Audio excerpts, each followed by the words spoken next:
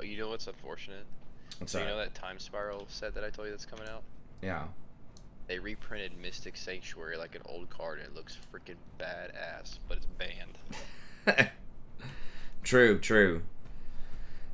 I guess maybe you could try to use it in. I don't know if people in Legacy use it or not, but No, they're abusing Uro right now though in Legacy with yeah, with Oko getting kicked, they're like, "Oh, yeah, Uro's fine. Hey, we'll leave Uro slouched around." right in there.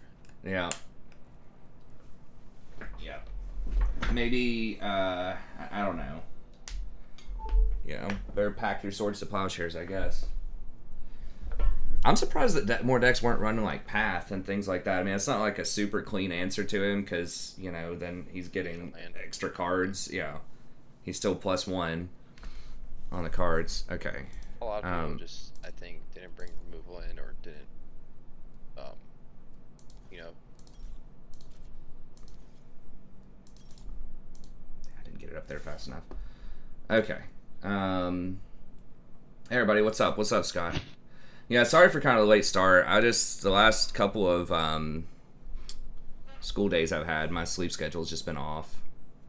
Where I just end up staying up all night and then I'll come home and go to sleep. And I just wanted another like hour of sleep.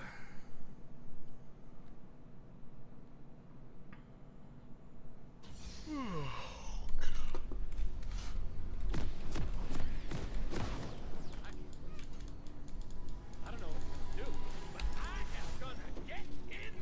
we got Cinch top. We got the Crocus top. Nice. Hell yeah. Oh god, I hate 13. Yeah, they got some annoying stuff going on over there. And pretty Graves, team. annoying. Seraphine, annoying. That's right. They got the nerf squad though. Seraphine was nerfed pretty hard on this patch, so was Gragas, so hopefully that matters. Okay, let me move the chat over here real quick.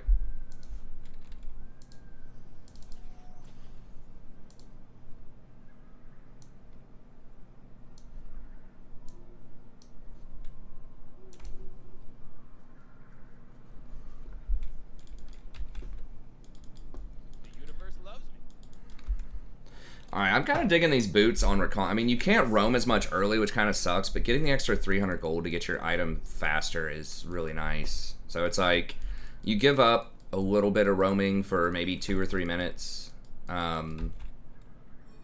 Okay, dude, just go here first.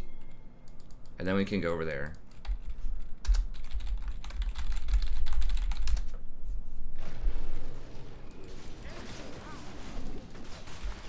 They about to get bamboozled. They don't even know it. That's right.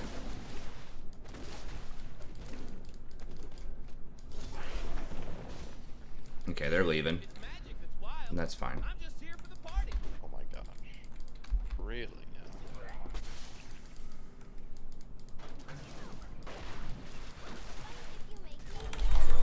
Whoa. Wow.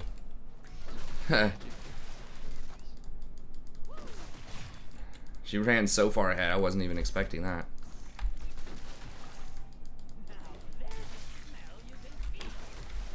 Oh, I still took exhaust though. Damn it. I mean, it's not terrible, but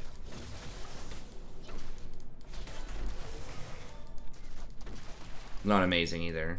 I thought Udyr was gonna come gank him, but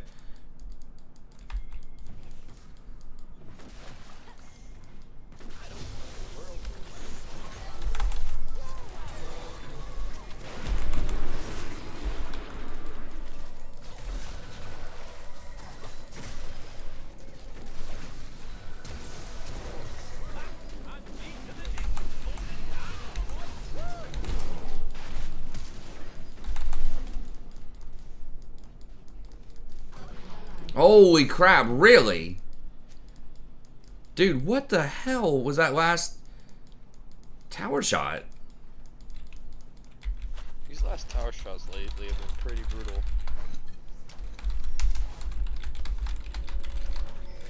Didn't you get shot by one last night? Yeah. Like that?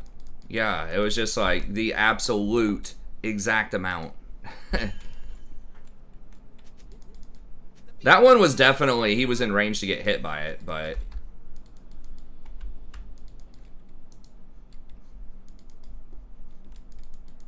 He said it did 301 damage. Hey, what's up, Haley Bot? Hey, what's up, JS? This is actually my first game of the night, so we got a bit of a late start. I did not fly. I did not ignite damage? I thought I did.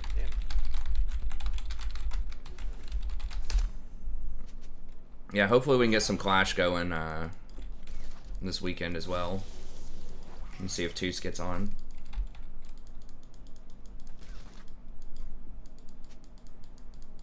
Yeah, did she get retargeted? I thought I was still in range. I guess maybe I stepped just barely out of range. Or Udyr, I don't know.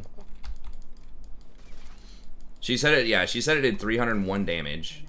That's 50% of your HP. Because I guess it just hit the warm-up threshold or something. After they hit so many times.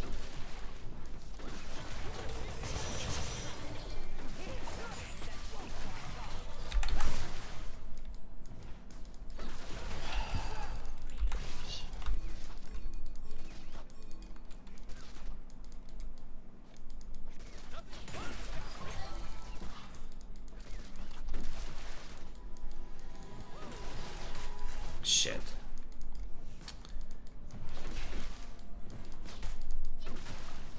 Nah, you're not gonna be able to get that one. Okay. Like another dangerous situation. Thankfully, I can improvise. Or Udyr had, I thought someone had it other than her. I didn't think she was gonna take 2 shots.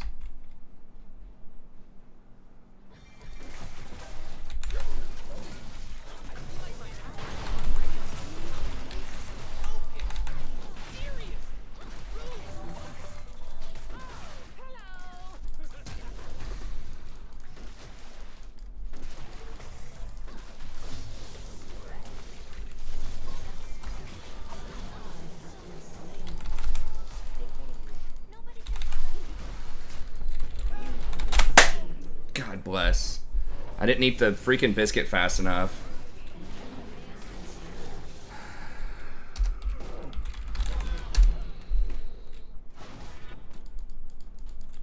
An ally has been slain. I am only as wild as magic. Freaking Graves.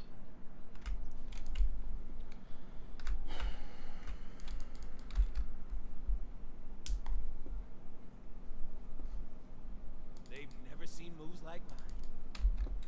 Dodge, Kamoy. Fun.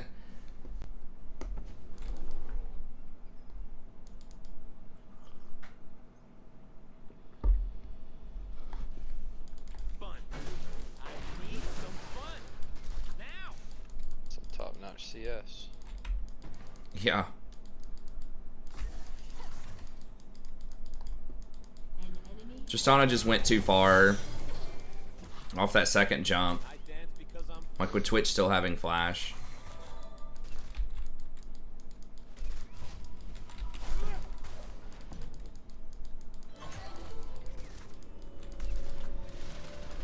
Twitch has that damn blasting one now.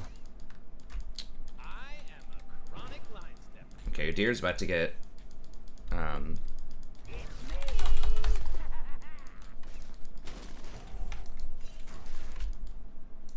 God, I hope they don't get dragon.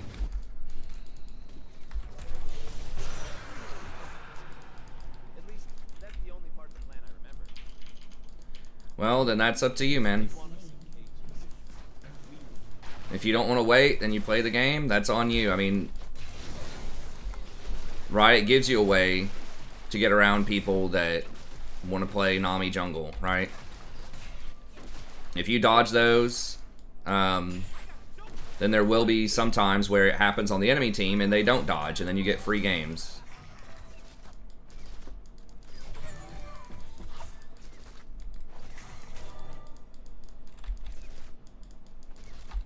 I can't wait to see what I can do. I'm gonna want that.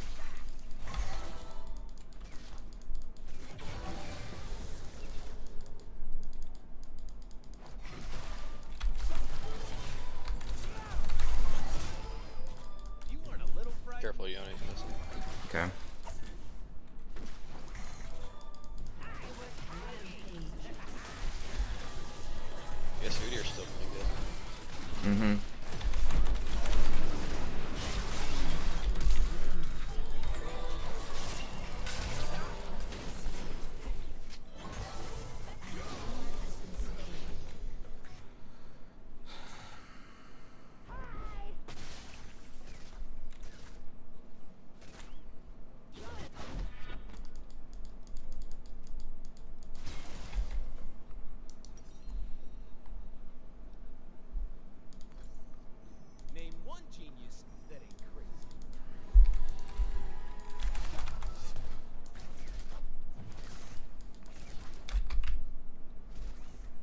Wait. Vamp Scepter? What the hell is she building? Magic is supposed to be. Oh, goodness.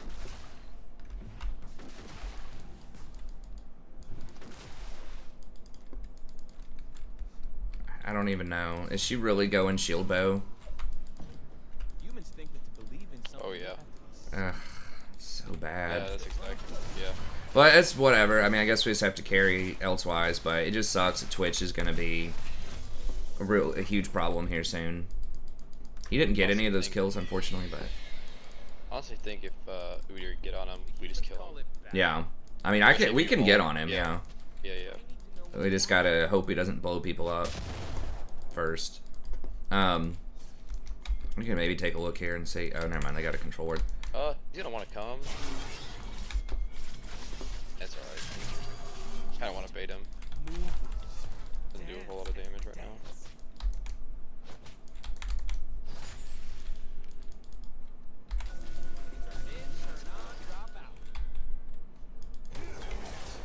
Okay, if he goes on you, I can... I might go for him You here. saw that? Okay. Ready? Yeah. He's going. Yeah, he's gonna go right back. Oh, never mind. We got him. Nice. Really? He's so fast. I hate that. It's just the freaking phase rush, man. If they just nerf phase rush, it'd be a lot more doable. Hate that champion.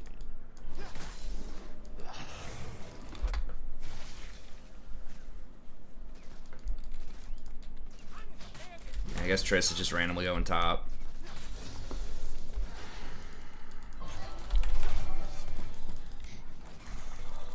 Oh, it's so sad that Graves' 2 kills are because of me. It's all good. They're scared of the darkness. They're scared of magic. They are scared of where I'm from. Guess he's wanting to go top against Gragas? I don't know. No way! What the fuck is the range on that? Dude, she literally shot that from right here, and it hit me right here. From here to here. What?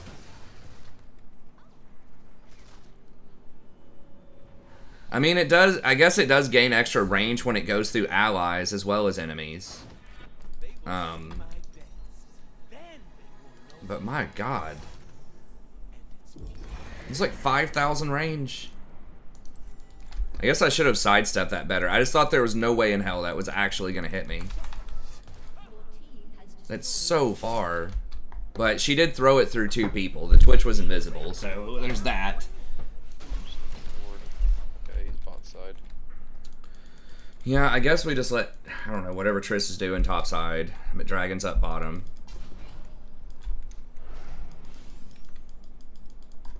I can't die. Look at this.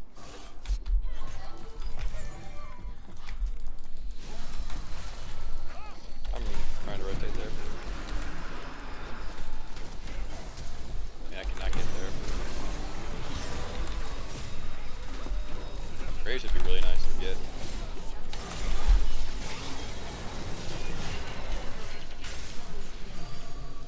Nice. Yeah, we just gotta play around me and the deer. Mm-hmm. And Singes.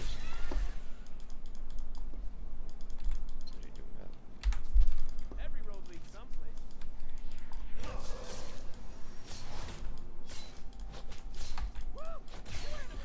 I was looking at all the parses too. They have a oh, Triss is just like actually inting or just AFK under towers. She's just like standing there forever. A lot of the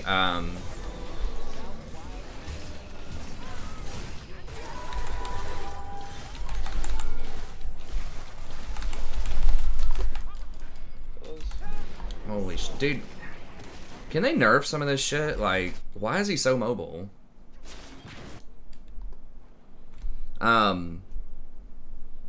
But a lot of druids were actually like highest heals in raids, like very often, which is something that a lot of people were saying, oh, it's not, it's gonna be priest, it's gonna be shaman. But on the vast majority of fights, nice. It was actually druids.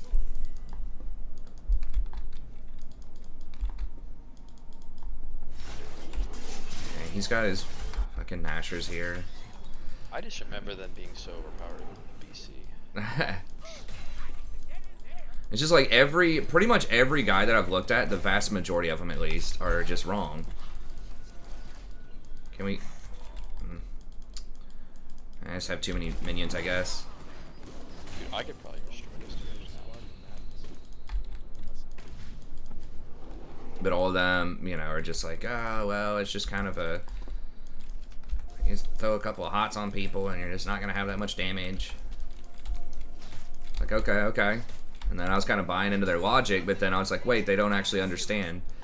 And I've been reading a lot of these old, there just aren't that many people that really break it down, like, in a very analytical way. It's just how they feel about stuff. What? Oh shit, there's Seraphine.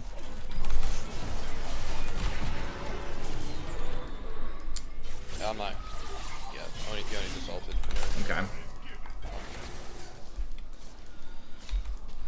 That's actually pretty good. Twitch is coming. I've got my W though, if he rolls up.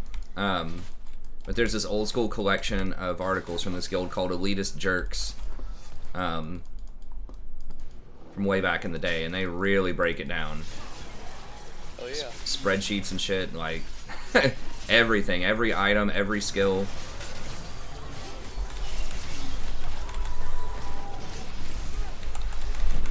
Are you kidding me right now?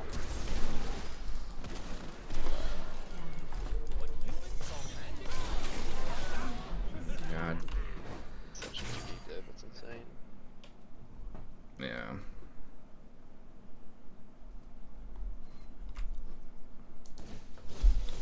So I'm just getting pressure top, I guess. Oh yeah, Triss just straight standing still, hard empty. We might still be able to overcome it. It's going to be difficult.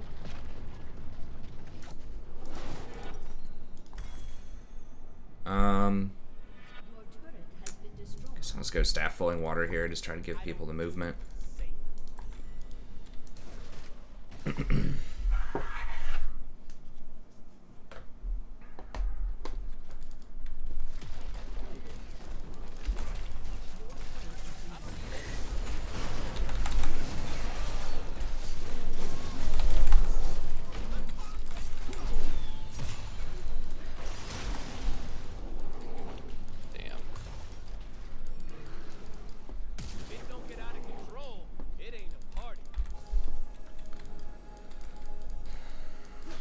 Up in 17.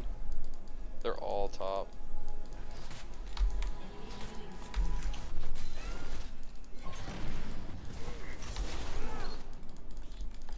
I will make them dance. I will make them hear. I thought Triss might actually wake up and start trying, but nope. This is insane. Nah. It's actually freaking frustrating.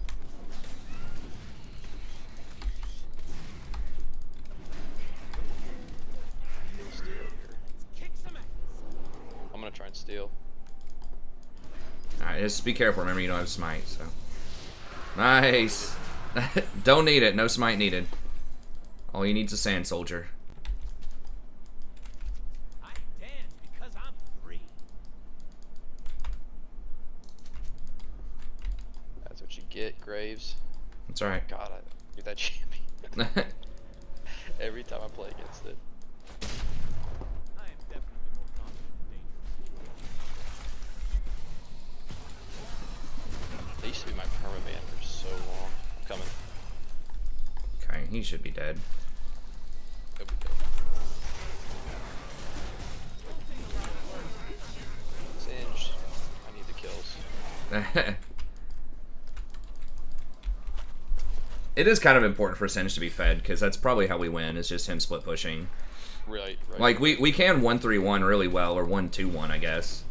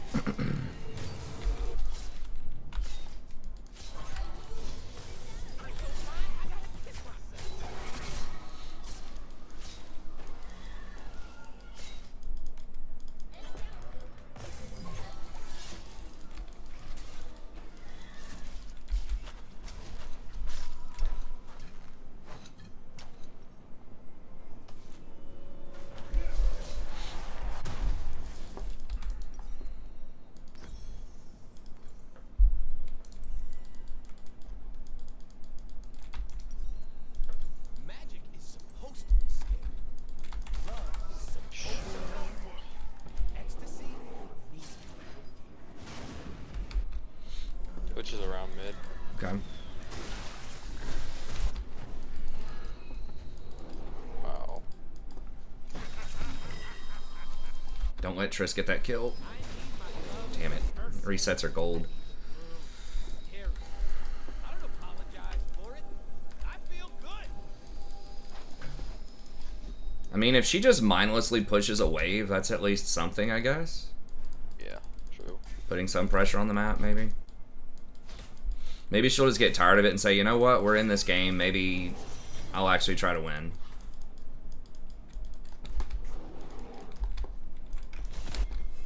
Maybe she grabs herself a juice box.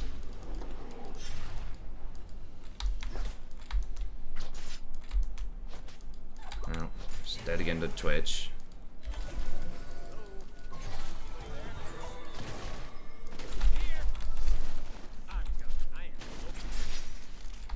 Really.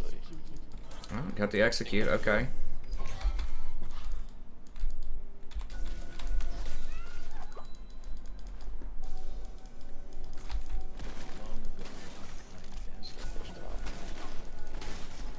Now.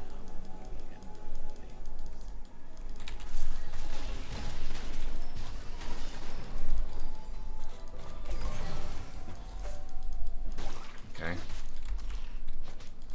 We got all our wards out of here for the most part. Yeah, there's still a few, I think. They're starting.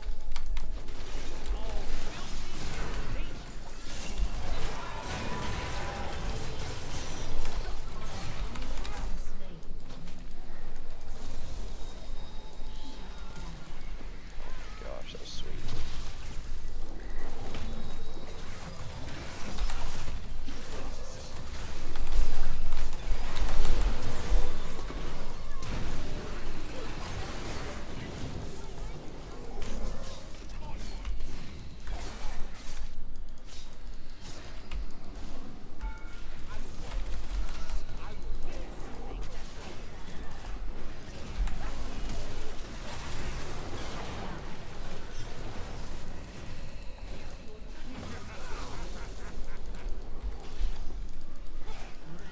So you're not gonna... We're not gonna herald here? Yeah.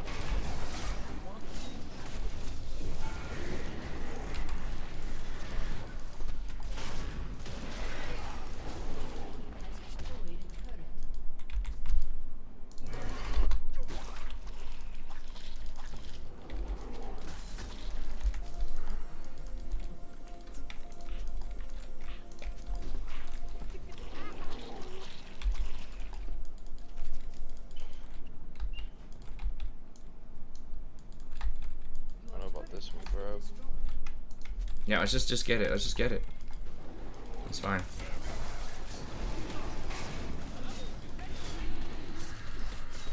Yeah, we're just wasting way too much time. We're right headed now. Yeah. Waste about 5-10 seconds, but fortunately they're probably not gonna pressure Baron. They might. Wow, who put those wards in there? That actually wasn't me this time. That's good. 1065. Okay, I gotta get We this. out here warded. That's right. Zaya Oh, says yeah. someone has to die, they die. Singe might be like I don't know. Oh yeah, he's just probably. Yeah. And then Trist is still kind of pseudo AFK. Maybe we can just scare him off of it. Danger is as fun as you let it I guess we just give it. Yeah. Yeah, I guess we are. I mean, yeah. I really can't walk up there. No. We just gotta give that to him, I think. That turns it into a 3v5 if one of us ever dies. It's disgusting. You might as well just start CSing, honestly. Yeah, I'm trying whenever I see it. I mean, Yeah. we're getting a lot of farm, the Udyr and the Singed, but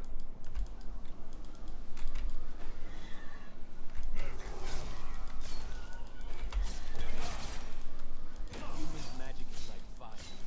For us, it is water. An ally has been slain.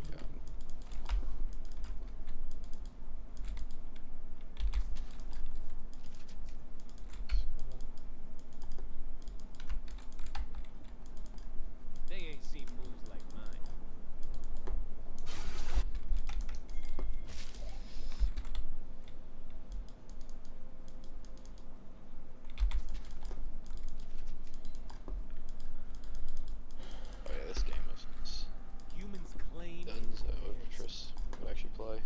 Yeah. Just trying to give us some extra training. Don't want to make it too easy, you know? I feel it. Rudy, I don't know about this, buddy. Twitch is somewhere. Yeah, he's there. He's in the middle. I heard his little hi. Bye. I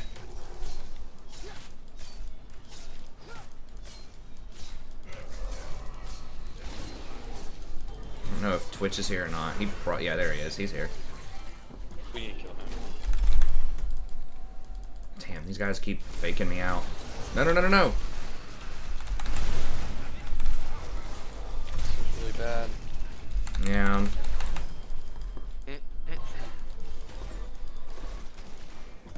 Just going way too hard.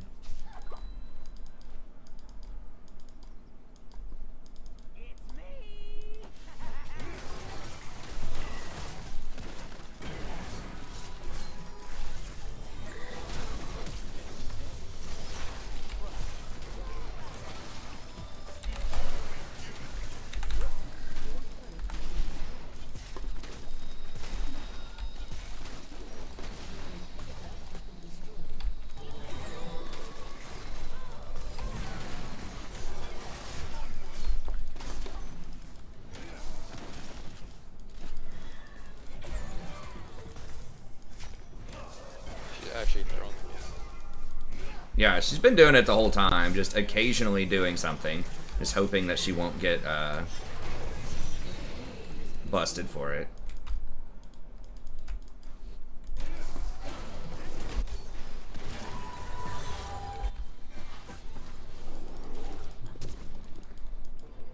They will remember my name.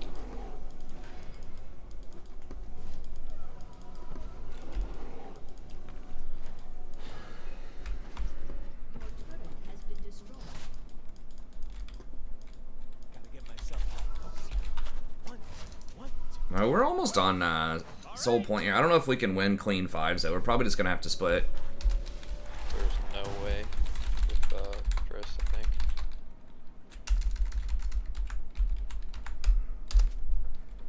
Man, have you seen that forest over there?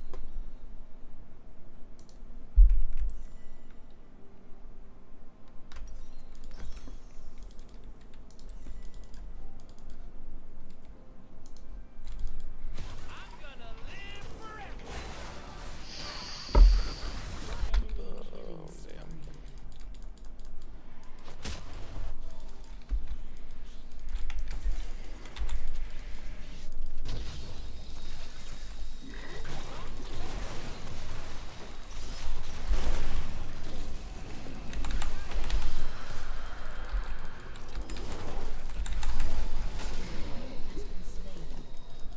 Cool. I've been kicked around since I was born. It's alright. It's okay. I'm staying alive. Have to kill Twitch.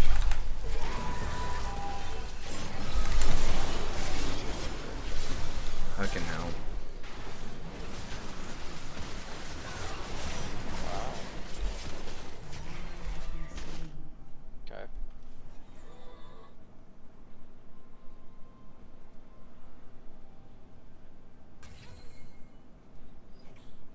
Solo pushing into Twitch. I mean, this Triss has literally like been trying to sabotage the game. It's not like she's just bad. She's actually just like walking into them for the vast majority of the game. And then occasionally she does something that looks like she's not inting, just in the hopes that she won't get punished. Any Sona gaming? Probably not, man. It'd have to be extremely specific circumstances, and it's much more likely I would just play either Seraphine or Soraka. But it's possible.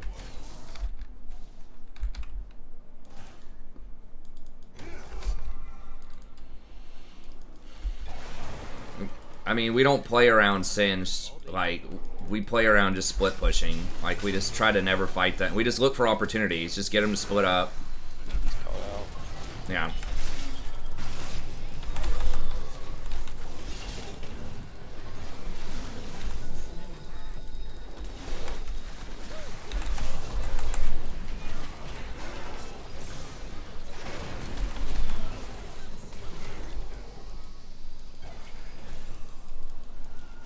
Crush it, Baron.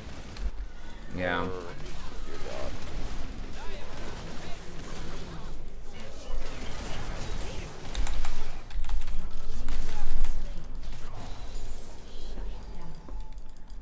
This is such a clown fiesta. Your look is played out. Mm-hmm. I don't know why I'm just Impatient. should be used to it by now, but Well, we probably don't want to fight. Like, right there, that's the kind of thing we need to be looking for. Is like one of them is out of position, yeah. the Seraphine's warding, or the Yone's trying to invade our jungle, you know, something like that. Right. Can they be on that, you think? Everybody's dead. I don't think so. Oh, they just came up. Oh my god. And are kind What until the you kill hell was that damage? Your inhibitor is respawned. He's just going all AP. I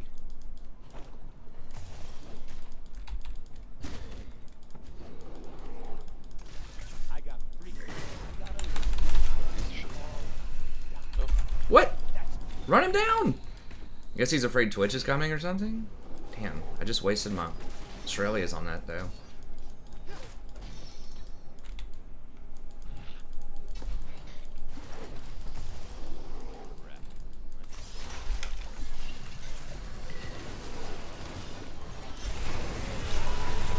Oh my god, the Seraphine ult. That's probably game. The Seraphine ult of Destiny there. I should have waited and played around that a little bit better.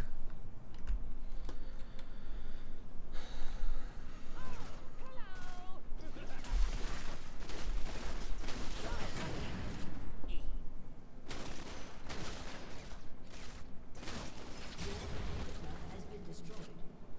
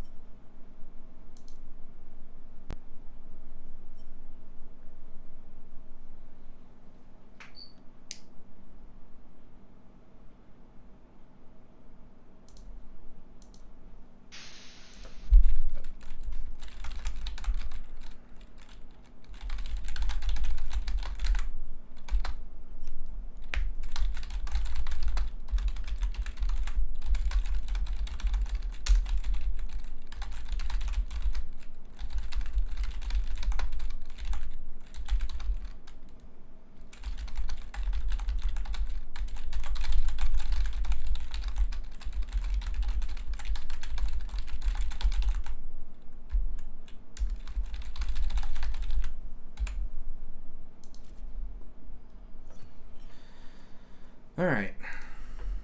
I got one more. Okay. Yeah, that was unfortunate. Because, yeah, if she just decided to play, like, for real, even after, like, 5 or 10 minutes of crying, we probably still could have won. But she's just really committed to us losing.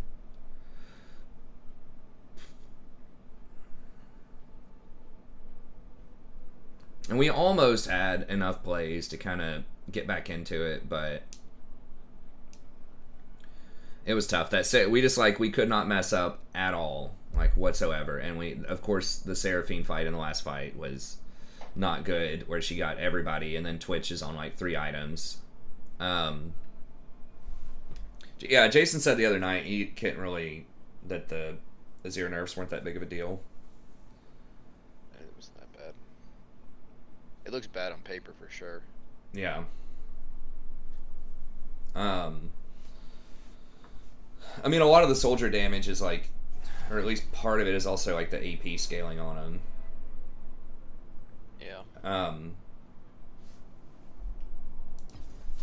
But anyways, yeah, we just could not mess anything up. The Baron fight was kind of scuffed. Yeah. It was legit a 4v5 the whole game. Yeah. I mean, we've won those before, but you just have to play absolutely perfectly. Like, the Singe dying was a huge deal, because that was when they got Baron, and that's when it kind of got out of control. If Singe didn't die, if we just kept splitting on him, and eventually, you know, it was going to take him 2 people. Like, Gragas could not hold the Singed or the Udyr down. And so if we were able to get the Baron off of just macro, forcing them to go deal with somebody bot lane without them dying, then we just have like all 3 lanes splitting with Baron, like I think like we could have won. I think we were maybe like 25%, 20 or 25%. But then after Singe died, they got his shutdown and they got Baron. And then they got multiple towers, and that was kind of the big problem. Alright, let me see what this guy is playing. Hopefully they're playing Viego Darius. Okay. Then Jinx, maybe. Yeah. Our team actually looks... Yeah, that's true. Haley says it was more like a 4v6 because she was actively giving like the Twitch gold. Yeah. I guess we'll do this. I kind of feel like I should maybe do Janna in the dark with Jinx just because she's so immobile, but I mean, Lulu's fine. But yeah, I mean, it's possible. We've won 4v6s. We've had someone like rage quit 10 minutes in before, but it's obviously makes it very difficult. Sometimes I feel like the attitudes, when we do like win a 4v5, like that was probably the worst. What do you mean? Like, when like there's somebody like just hard feeding. Oh yeah. It's like, I couldn't even really. Yeah, that's what, like, someone AFKing is not as bad as someone that is like deliberately running it into them. Now, if they are doing something that's productive, like if they're just split pushing, maybe it depends on what your comp is, but.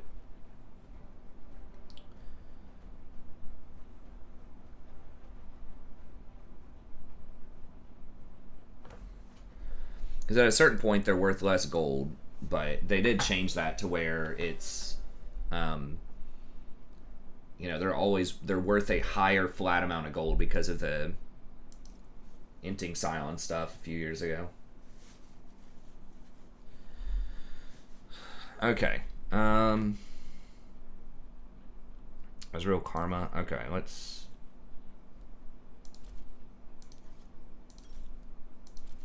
We scale so hard, I think. Now I'll just stick with exhaust. If I had ignite, that maybe would have helped some too on some of those kills. You should pretty much always take ignite on an engaged champ, because then you have access to their squishy backline. I mean, sometimes the reason why you wouldn't want to take ignite on like a Lulu or a Janna is because you're hanging out really far on the backline, and it's just better to exhaust an assassin or something like that. But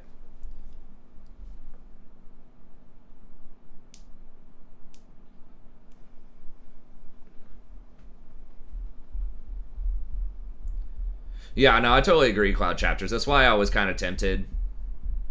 She just has better peel because she has like more displacements. So if they have like a Leona or something that would want to engage on her, then she can peel off of that. I think Lulu overall is stronger in a vacuum than Janna right now. But if you just need to peel more, I think Janna's better at that. So yeah, it's pretty good. I mean, Lulu is better now with Jinx than she used to be because Jinx gets way more benefit from attack speed in her rocket form than she used to. But Lulu plays around other types of popular champs a little bit better. Like with Darius, for example, I can speed him up, you know, and then ult him, and that's like a huge threat too. So if our Jinx is kind of a turkey, I feel you've got like more plan B with Lulu. Although I think both of them are pretty good right now. Like Lulu is Yeah, you want to go top against Victor? Yeah. Okay. I know you sound thrilled about it. You're like, yeah. I honestly rather just go mid.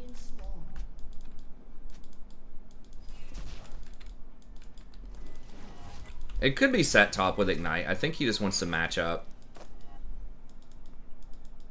Yeah.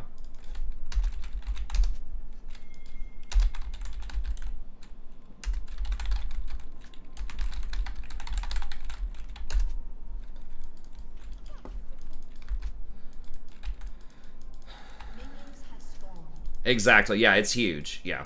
That's why I had Jinx in just one step down from like Vayne and Kaisa, because she's immobile and you really need peel. Like, you need a support.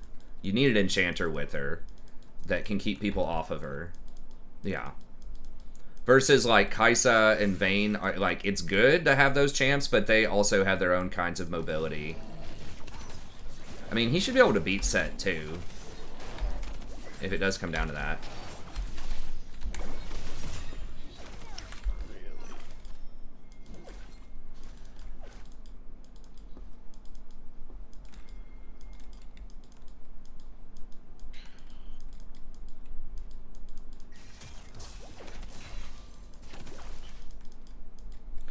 They were probably wanting to do it the other way, and then the set was thinking he couldn't match up against Darius. So, alright, they're trying to get cute.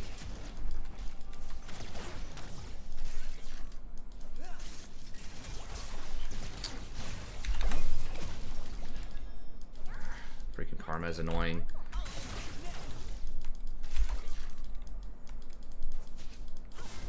Damn. Lost some melee.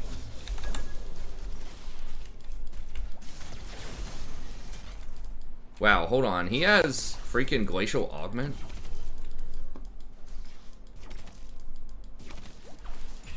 Got ourselves a gamer here, as the kids are saying these days. Gamer. I don't know what that meme is from, but I've heard that several times now. To be like slang for sweaty or tryhards or whatever, or someone who like ironically is trying to do that. Might be dead.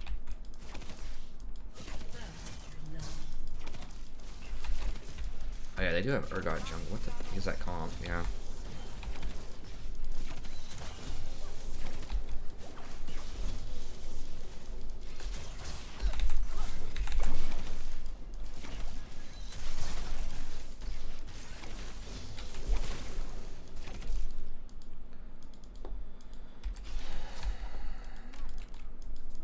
Emax lane. Yeah, it's pretty much always Emax in lane, specifically. Like, I don't think you'd ever max. Like, you're always going to get your first 3 points in E.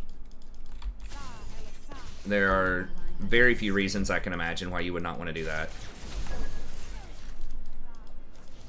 You could switch to W outside of lane, maybe, but I think especially after the buffs to E, you're probably just going all the way to max points in E.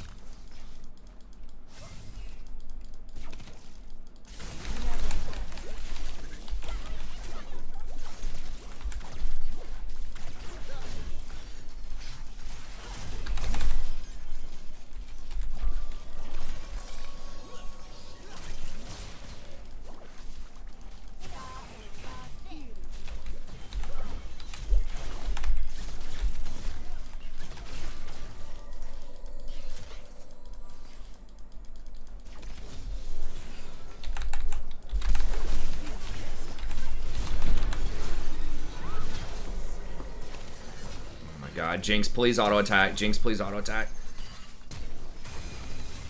Oh! God bless. He almost made it.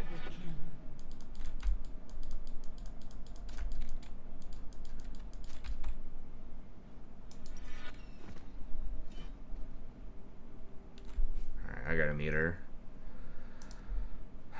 As per usual. Why go for that? The Viego just had a flank. It's not my fault for being out of heal range and holding my flash for the end.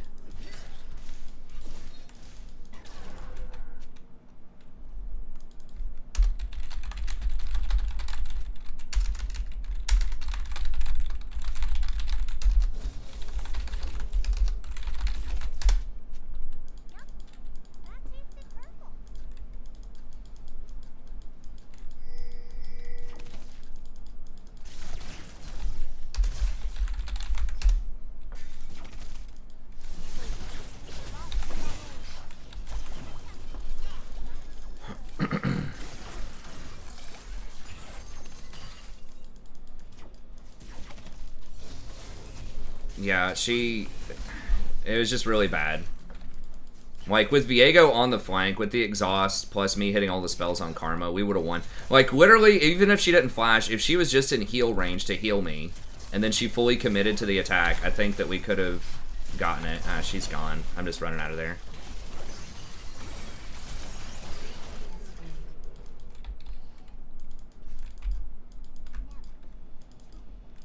No, Viego's not disabled anymore.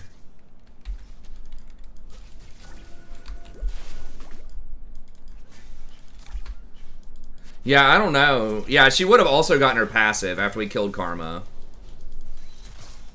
So she could have, like, run around and reposition a little bit better, but...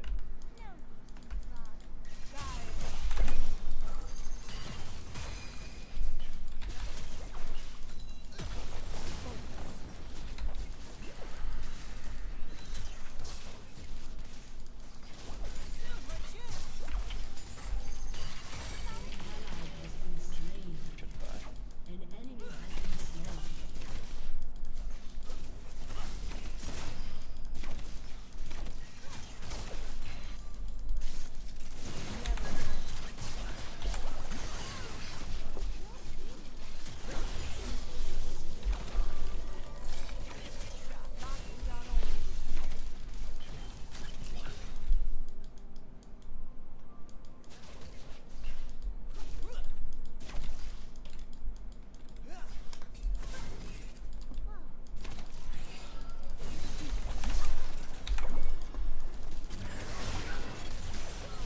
Oh, Victor, TP incoming.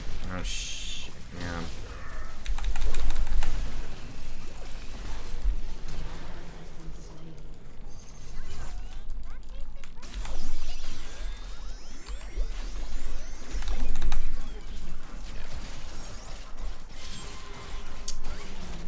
Jesus.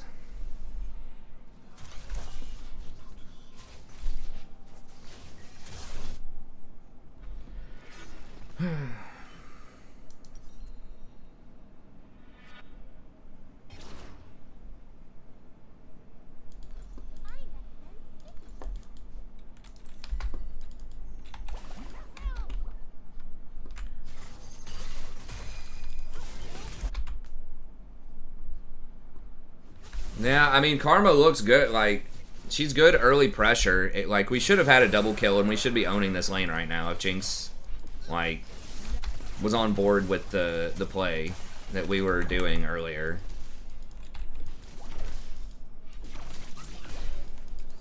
But now they've just snowballed it because Urgot's ganked bottom like 3 times. I mean, Viego's ganked it twice. But... Can't you just go?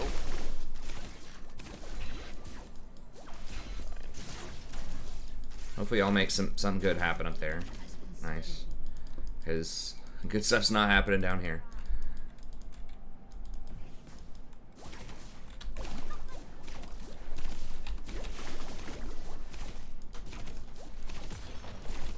That is one danger of playing Enchanters, is like, if your ADC is bad, sometimes it's hard to like, do a lot later.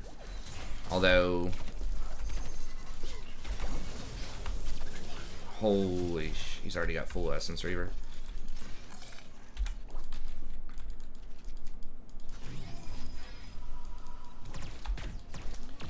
Hey, what's up, Korea? Your GF broke up with you? That sucks, man. Sorry to hear that. I'll spare you the platitudes. It's all better, plenty of fish in the sea, all that kind of stuff. Well, it's just better just to hang out with some friends or try to do something you enjoy doing. Shut down.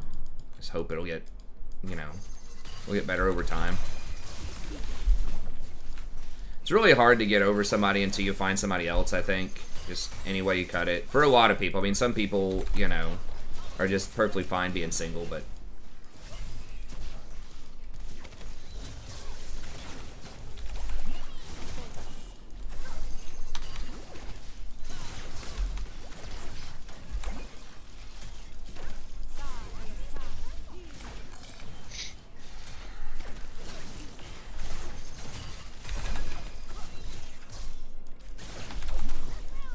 This set's not terribly good. Yeah.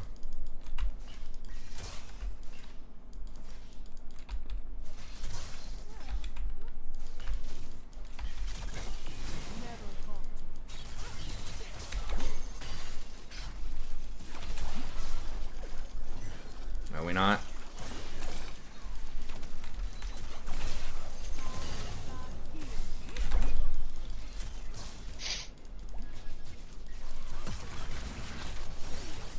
No.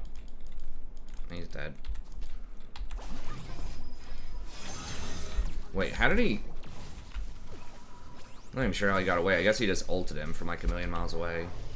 Yeah, he did.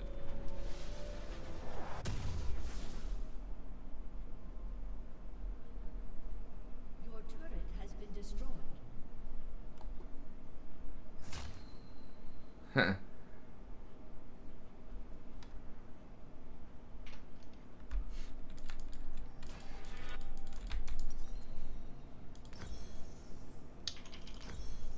Killing spree. Yeah, I think, you know, it depends on the person. But I think just kind of being around other people and just trying to, you know, take your mind off of it as much as you can.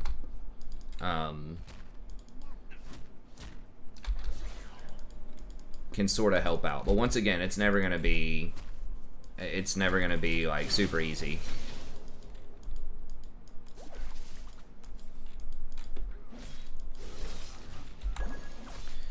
Well, the best way to get under someone is to be under somebody else. I mean, not really. It's just, I think a lot of it is just the perspective. Once you know, can kind of date somebody else, you're like, okay, it's not the exact same person, but they have some cool stuff about them, and they're good, and, you know, who knows? Maybe they might even be better than what you think. Maybe, you know, they'll have some qualities that you hadn't even thought about or weren't even looking for. So... But, you know, in the early stages, you just try to, you know, keep your chin up and try to do some stuff that's interesting or relatively stress-free or whatever. Please tell me she gets out. Of course she doesn't. They saw her push, I guess. These ADCs tonight, man, it's rough.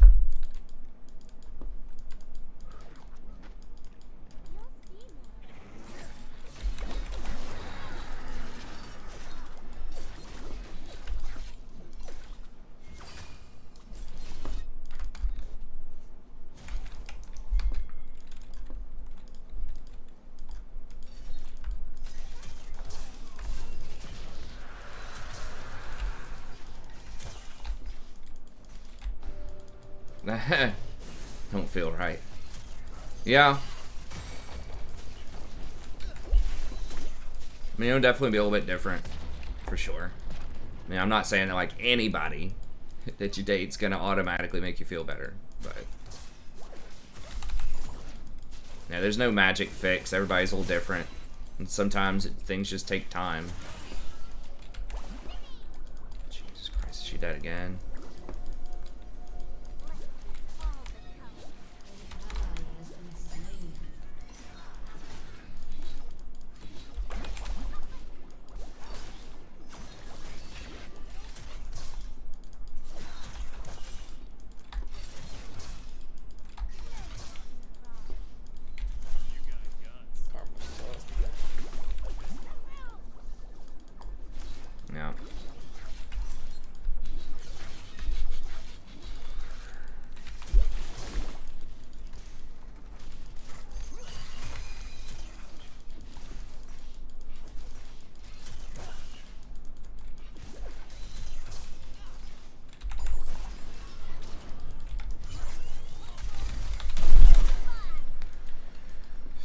it. I had to blow my flash because he didn't pass towards me.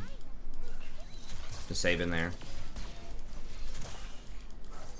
ally has been slain.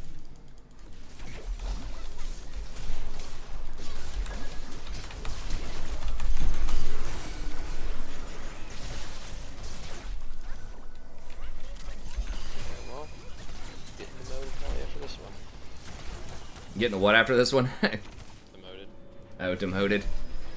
Oh, hopefully not. Yeah, I might be in the same boat. Turret has been destroyed.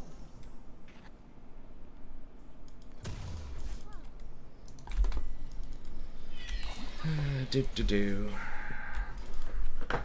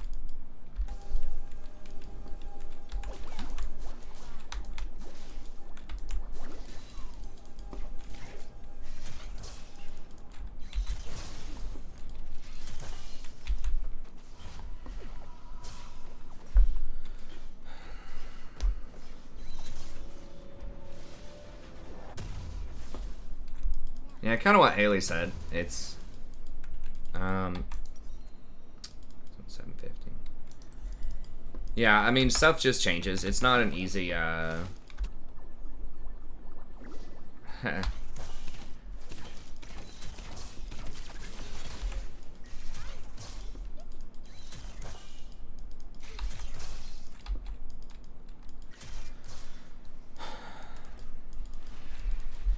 not an easy process, but oh, jeez.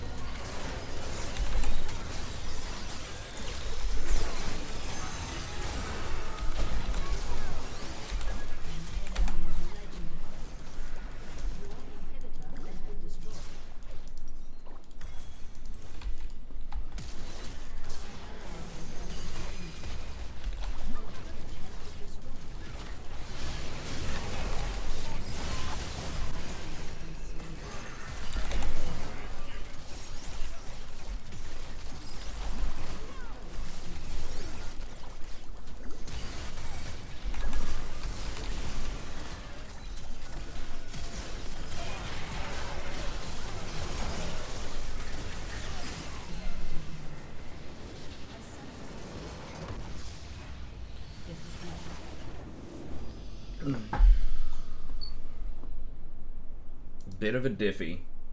Yeah.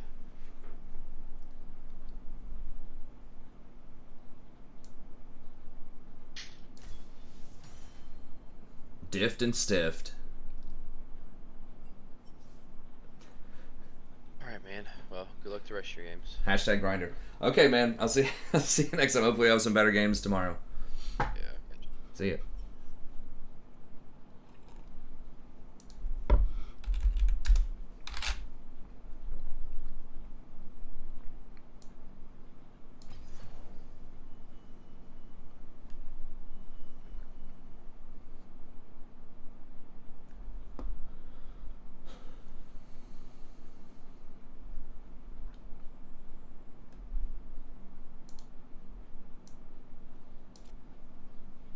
They need like some kind of huge animation of just like something really evil, just like laughing at you when you get demoted, like, "Ah, ha, ha, ha, ha."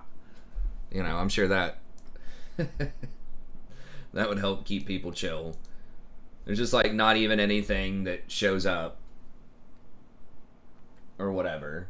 It just like says it. They used to have something that popped up that said, "You have been," I think they used to call it like, "You have been moved from, you have been moved to P4 or something like that."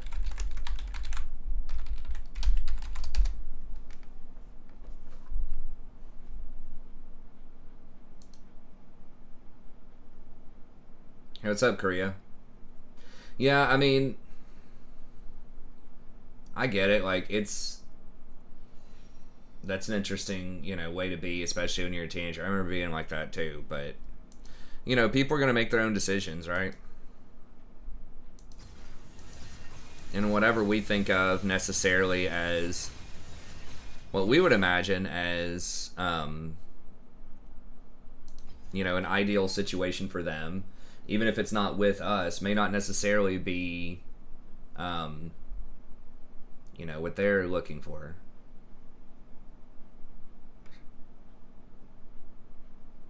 No, I mean, let's not jump to conclusions. He's already, like, not feeling great, Butter. I don't know if you're being sarcastic or whatever, but, I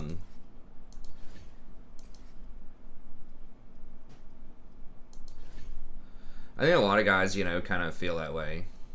Yeah, but it's hard to realize that when you're younger a lot of times.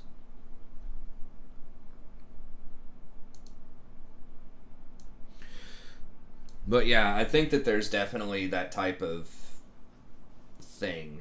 And sometimes, I mean, it can help, if possible, to try to put yourself in their shoes. It's hard to do that, but just to think about what do they care about, what are their sort of values, what's their perspective, right? So I know sometimes, like, a big thing with me when I was a teenager, and I think a lot of guys will still wonder this, is, well, why do these girls, like, date these guys that are bad, right? Right,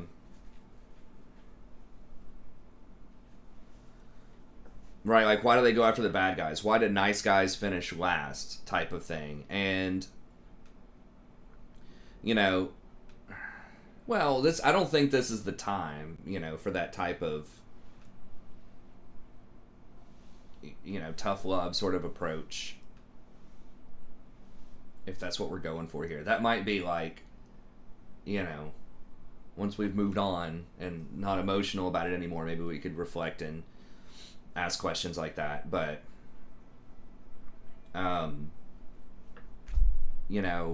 I think that just realizing, some aspects of that, think about it the other way. Too, like, a lot of times I remember when I was in high school, I was thinking, oh man, there are these, these cute girls or whatever, and I want to date these girls, and maybe this girl's not interested in me, or this girl broke up with me, or whatever.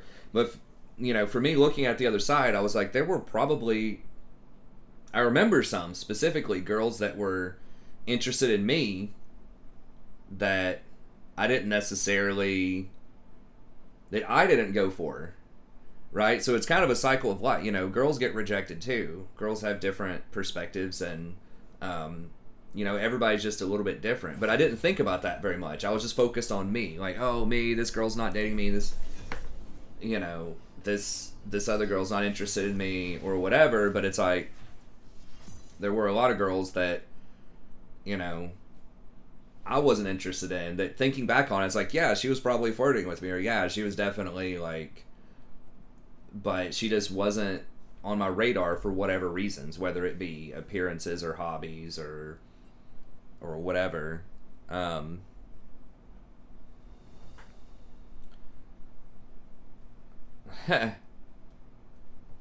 Never tried. Show me the cat icon in the picture so we can see it better. Okay, hold on a second.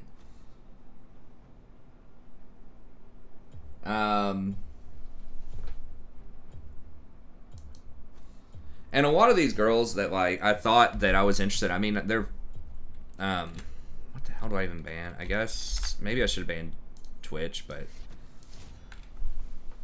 I guess if we're leaving Vayne up, I was just thinking, I was like, that would never work out, right? And just realizing like short term versus long term things, but it's hard to understand that if you don't have a lot of perspective. Like there were a lot of girls that were really cute and were really fun, but I was poor and I did not have a lot of money. I was like, I can't afford them. Like some of these, you know, rich girls or girls in different status things, they're going to want you to take them out places, buy them things, do all these types of things. And I was just like, I mean, that would not have worked. Or we just had very different hobbies, right? Like they're interested in pop culture and things like that, and I was a nerd, you know. I was interested in like video games and you know, Magic the Gathering and literature and stuff like that. I mean, I was on the cross country team, and I played basketball a lot with friends. I was in good shape. Like I did other stuff too.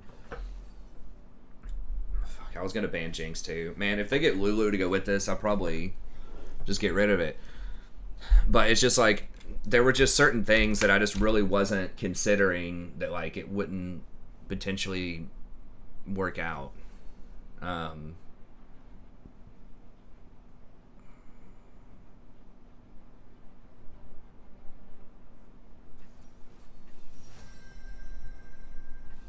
You, me. Ugh.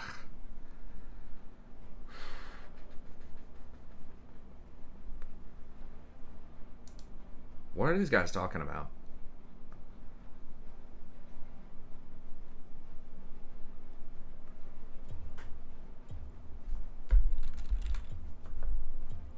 Hold on, we'll finish the conversation second. I need to research this.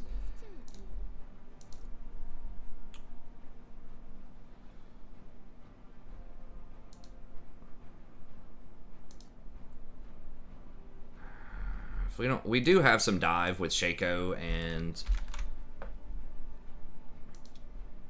such. Let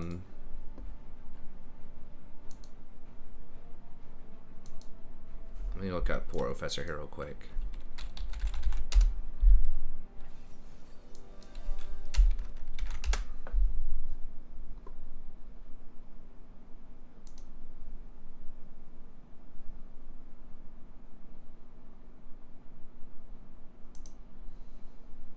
It does play a lot of Shaco and is okay on Vayne. Teemo banned or something?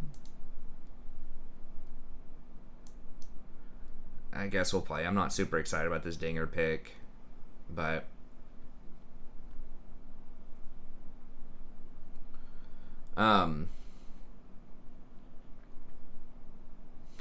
well, it's not wasted. I mean, I think an important thing to keep in mind as well, you know, in this whole thing that we call, you know, life, you don't want to focus too much on like, well, something didn't work out in the end, so therefore it's a waste. Spoiler alert, nothing works out in the end. Everybody dies, right? So that can be depressing or it can be liberating, right? So I think it's important that we value the present and we sort of can compartmentalize and appreciate different aspects of our life, right? So like just because it didn't work out with a certain girlfriend, you know, doesn't necessarily mean you didn't have any good times or good experiences, and that, you know, that can be worth it even if it doesn't work out in the end.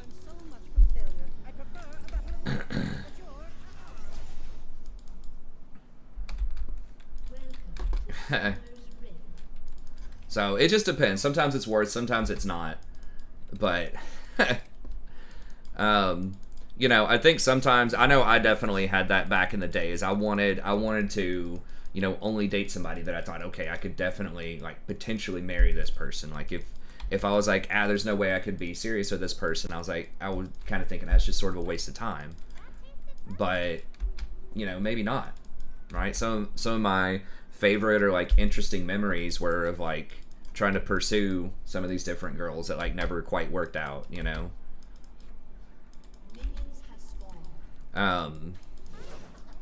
So I think there's that too. Like it's not all a waste. It's not all terrible. You know, or it doesn't have to be just because it doesn't work out in the end, you know.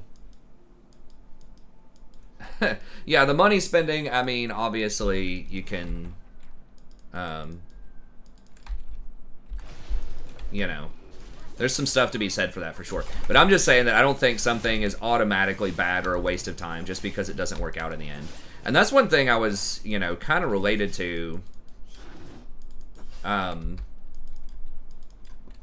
what I was talking about earlier, why sometimes it can feel like nice guys finish last, as they say, or whatever. It's because, you know, sometimes, yeah, some of these bad boys, you know, the girl's not sure it's going to work out in the end, but sometimes, you know, they can be charismatic, they can be fun, they can be attractive, right? So just think about it from, you know, if there was this really, like, cute girl that was coming on to you, you know, if you're in high school, I think about this as a guy, you know, and she's like, hey, you know, and she was really fun and, you know, interesting or whatever, but maybe, God, took a tower shot. Dude, what the fuck is with these ADCs today? Yeah, she has exhaust because she's at full effing health. Like,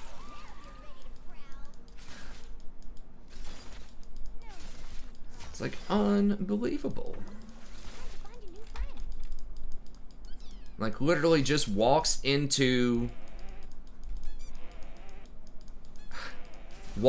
tower range with no pressure. Could have just walked away and taken a very good trade. Like, we had 0 kill pressure. But anyways, it's like, would I give a girl like that a chance in high school? Yeah, absolutely. Unless, like, if she's fun,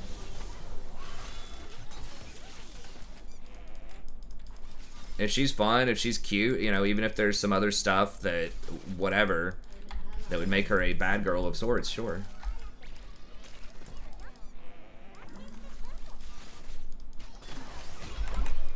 So I think that's kind of, you know, what it is. And I think sometimes we just think, oh, well, girl, you know, not saying anyone in particular necessarily does this, but I think sometimes the assumption is, well, girls aren't allowed to have fun. They can only have relationships that are supposed to be, you know, serious at all times or whatever. And it's seen as like a weakness if they, you know, weakness in judgment, right? If they date a guy who is, you know, bad news that's fun. I mean, sometimes I think the temptation might be, well, I can fix this guy, or I can convince him to, you know, change these certain behaviors or whatever that might be considered the bad boy behaviors, right? I can fix this guy, but I think that can, you know, happen with guys dating girls that are really cute or really fun too. You think you can fix them or whatever. But yeah, it is just can feel sort of like a double standard of sorts. But if you just think about it, if the script was flipped or whatever, I think a lot of guys, at least that I know, it doesn't happen like that that often.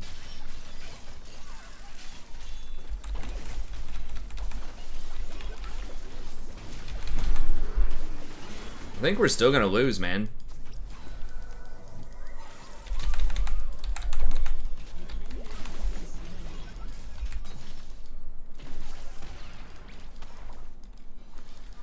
I mean, at the end of the day, bro, you're still playing Vayne. Like, yeah, all those sums that you said she used last time, she didn't use them. 90% guys pay. Yeah, of course.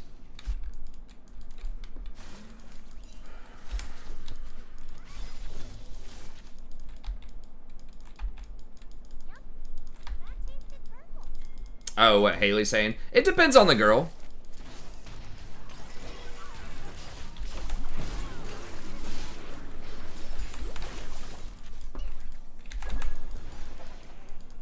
Yeah, Yumi still had exhaust.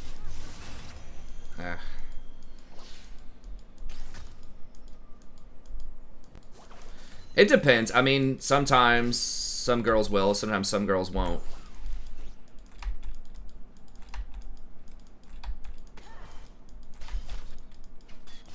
Yeah, it just depends. Depends on the type of girl. So I was saying, you know, I dated some girls that maybe they wouldn't necessarily pay for stuff, but they were totally cool with doing cheap stuff too. Because I did not have a lot of money, so, you know, that was going to be a thing.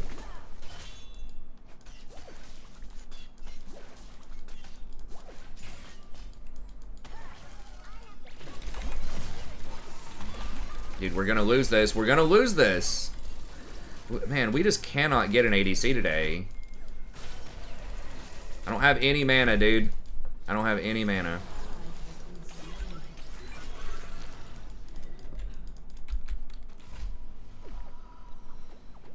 We just cannot buy an ADC today.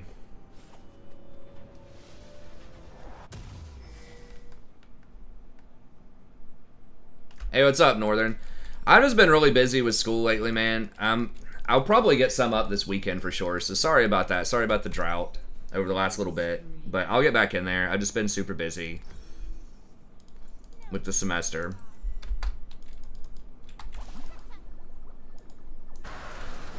But I think I'm going to do either a High Elf or an Empire campaign here soon. And then there was one other one. I think a Tomb King one.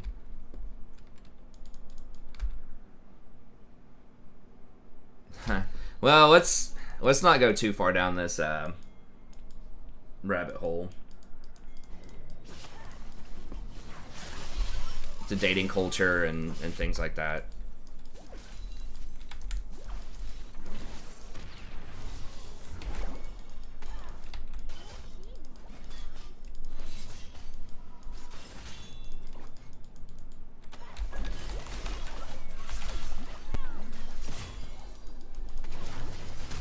Dude.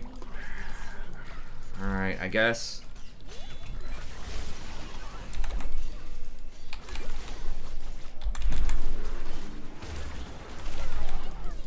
He's gonna bait us all to die.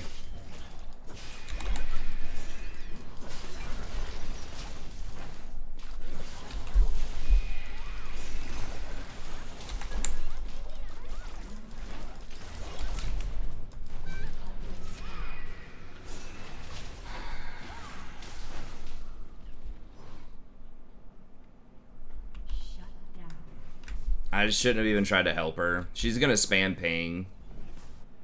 But okay, Scott, see you, man. Yeah, it's a different kind of history with that type of stuff, though. Different connotation.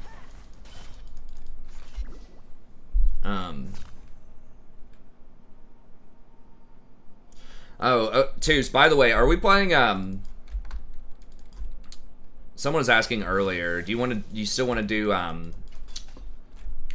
Clash this weekend? I think Magus was asking.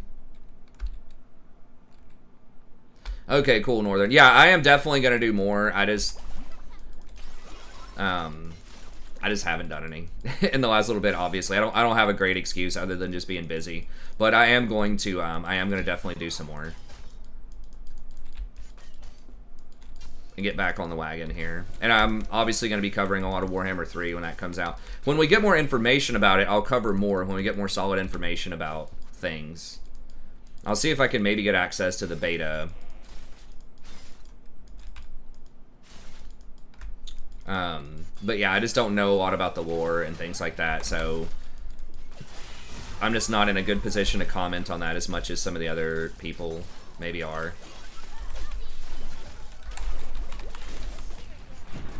We're still gonna lose, man.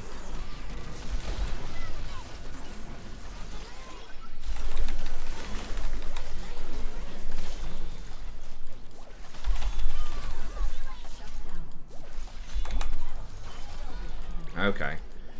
Well, they screwed that up really badly. Oh god, I thought that was their jungler again. Just traumatized every game. It's not like that. I've only died once, and we do kind of scale. Like, I can sort of match the Yumi.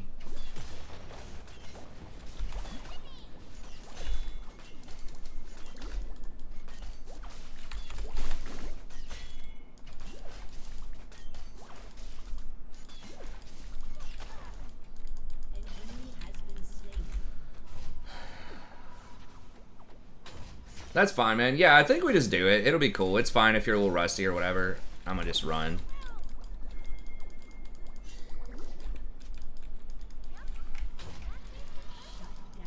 I have very limited, very, very limited mana.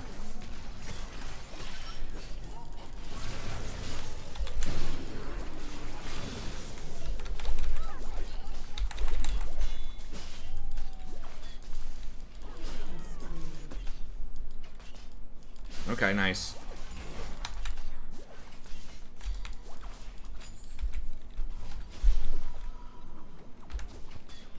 Okay, yeah, God. We do need to...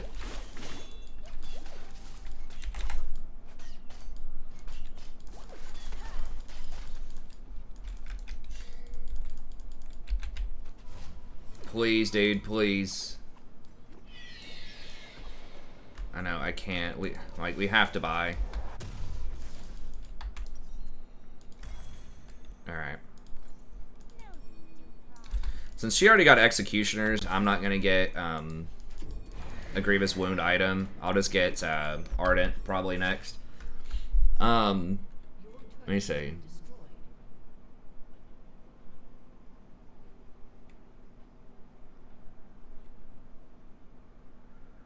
Yeah, it is changing around a little bit, the sexual harassment thing. I don't want to get too far into it, but there's, you know, obviously, the double standard there is just, you know, a much, much stronger history of sexual violence towards women than men. So that's why there's a double standard, because there's a double, or a different history. Not to say that it doesn't happen or it can't happen, and they are changing that. They are making it sexual harassment. You know, they are taking guys' sexual harassment against men a little bit more seriously than people did in the past, right? I'm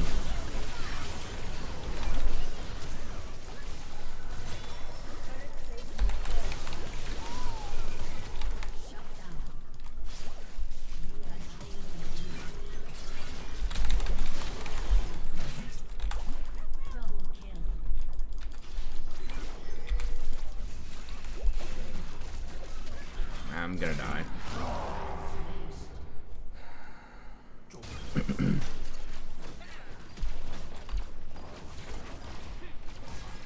But yeah, that's why there's kind of a little bit of a double standard. Or guys, you know, smacking other guys on the butt. But that still is going to be...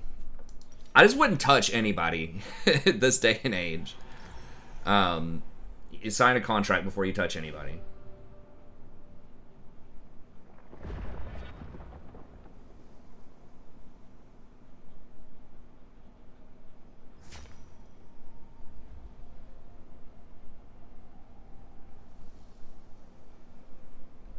Wait,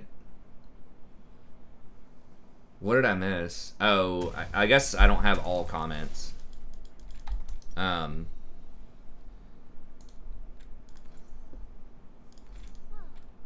just have top chat. Hold on a second. Let me... The Lulu double kill moment. Did I miss something? Oh yeah, there we go. I hate girls from now on. Well...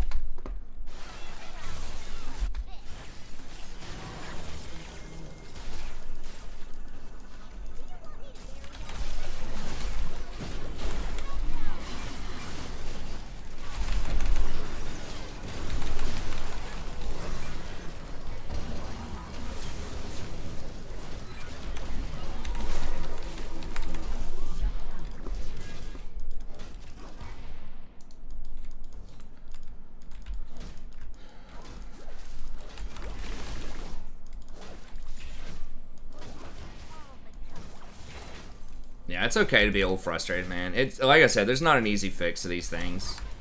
I know, you know, I will say this, like, it can kind of seem like it sucks in the moment to have these kind of really intense, strong emotions, but as you get older, sometimes I kind of miss, like, having, maybe not being, like, too over the top, but stuff like being very fresh and exciting and new, and, you know, having all of these experiences that seem, like, super meaningful all the time, you know? Versus when you get a bit older, I think, you know, it's just like, it's just another day in the office sometimes. Well, you still want to find stuff that's fresh and interesting, but it becomes a lot more challenging as you get older to sort of have those same the same frequency of sort of strong emotional responses or epiphanies and things like that as an adult, because you've got, you know, such a wider perspective on things that stuff just doesn't shock you or surprise you or intrigue you as much as, you know, maybe it did in the past. Maybe that's just me, but I feel like that's kind of a thing for a lot of adults, is you can kind of lose that sense of mystery and magic potentially as you get older, right? So that's kind of the price that you pay. If stuff is, you know, really emotional, really exciting, or sad, or whatever, it's all part of the same kind of spectrum. It's hard to have the highs without the lows, as far as people say. Maybe not impossible, depends on, you know, a lot of things, but that instability can kind of breed intrigue and excitement too, sometimes. So that can actually be a good thing, but it's hard to appreciate that in the moment, right? When you're in one of those, like, really downturns, right? But it is something that kind of retrospectively you might be able to appreciate. Mark Twain had a great quote that, like, youth is wasted on the young. Because a lot of the really cool things...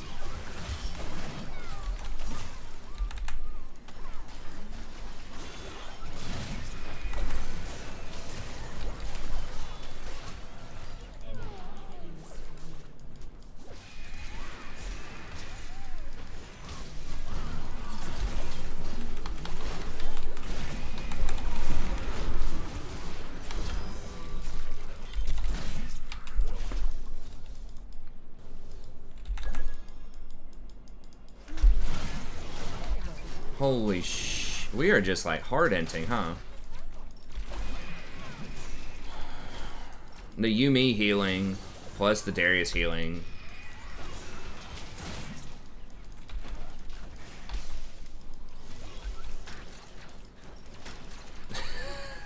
Nice, I found a new primary care provider, yeah. Exactly.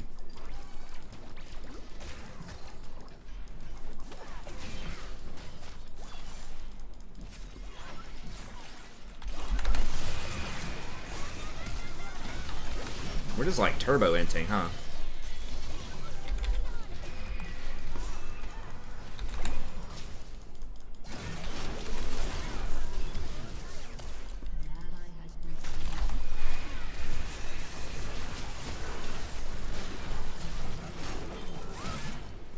Dude, we're just like straight turbo-inting.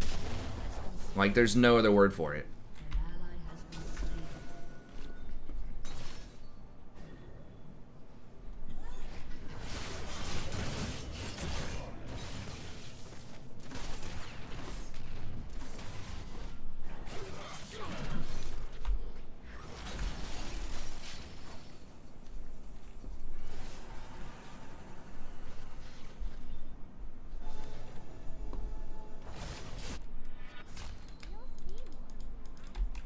Okay, good job, Kamoy.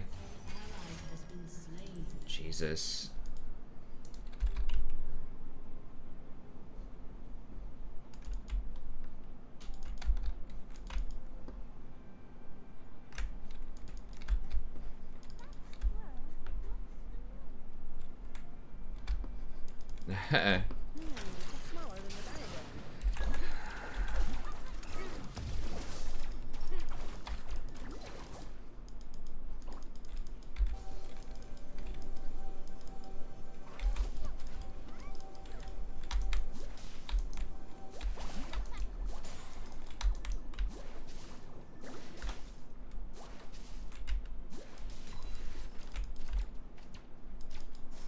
I mean, Vayne is dead most of the time, so maybe I should be getting more grievous wounds.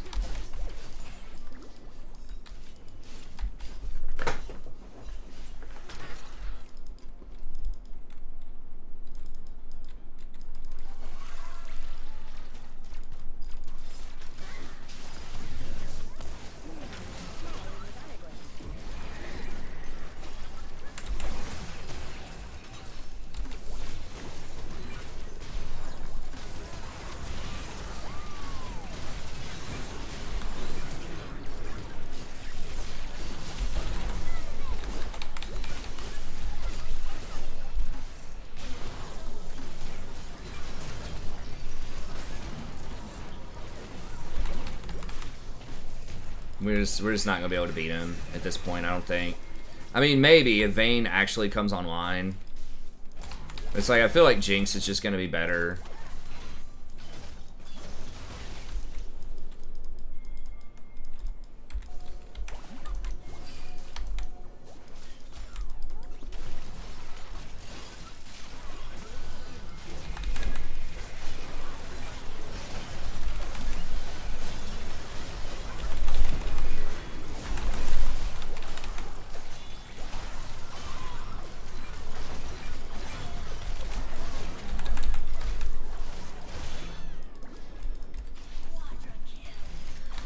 Alright, well, that's what we needed. Your turret has been destroyed.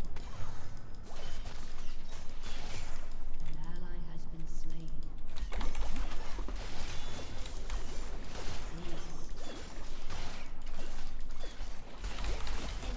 double kill. Jesus.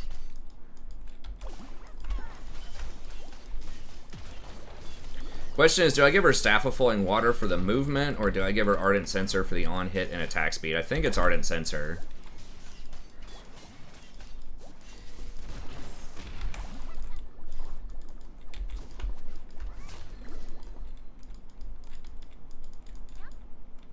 Vayne Lulu is very strong. It just depends on, you know, it's a few different factors. Lulu opted for the anti-healing as well, which means that, you know, she doesn't have as much offensive power as I do yet.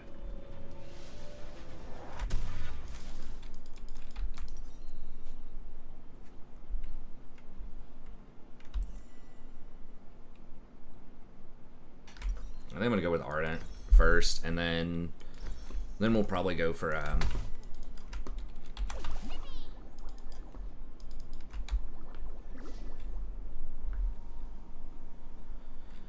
An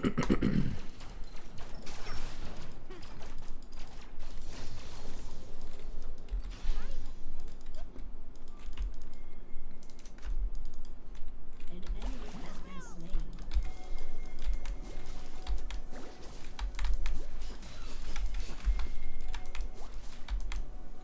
Shut down. that's bad.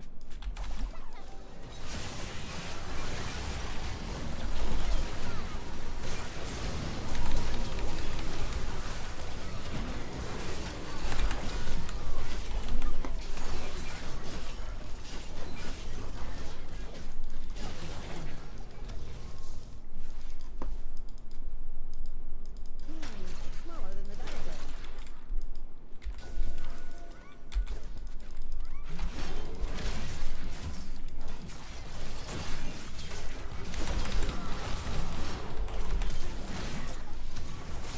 Shit.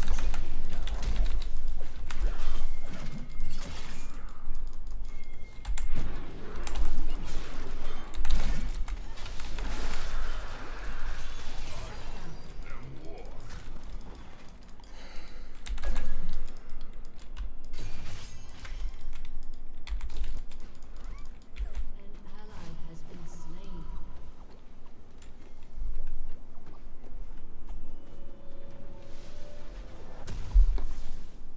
An ally has been slain. Dude, how many deaths? This is like 68 deaths in 25 minutes.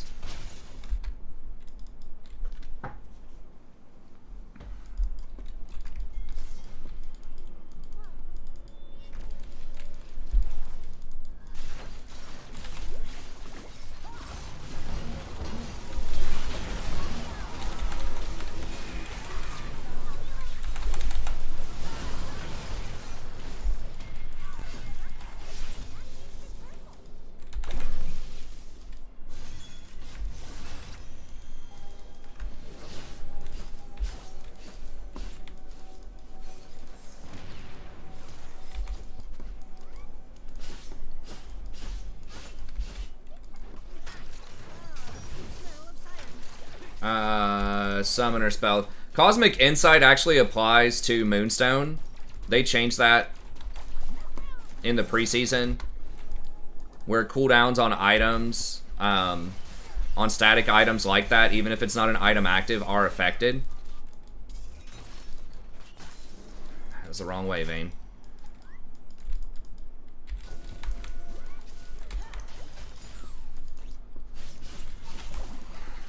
So that makes Moonstone tick faster.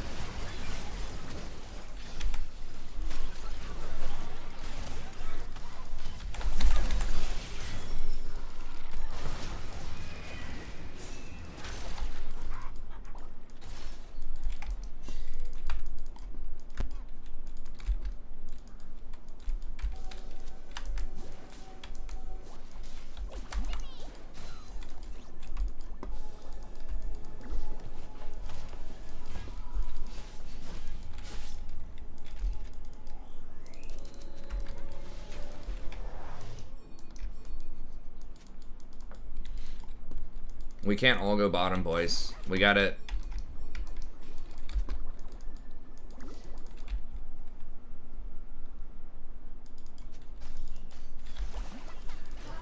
Shit, am I really gonna get...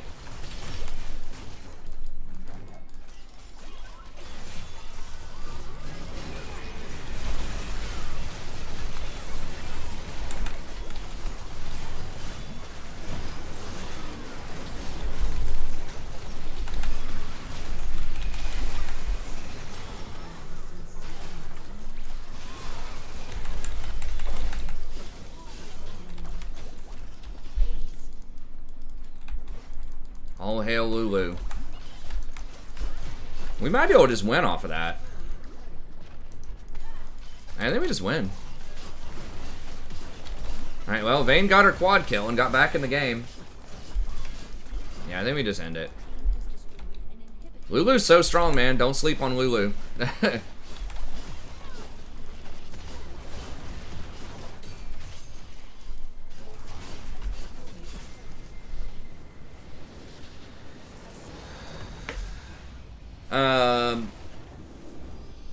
No, I wouldn't go that far.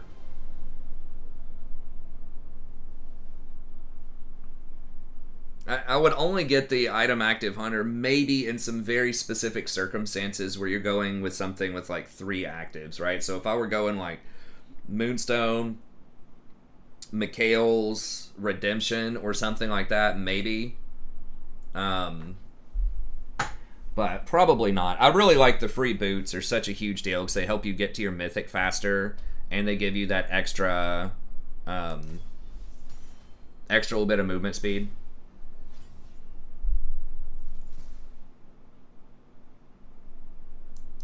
I mean, Lulu's great into anything, just about. Even if they don't have, engage, even if they're just trying to disengage, like she can help you run people down and just outscale.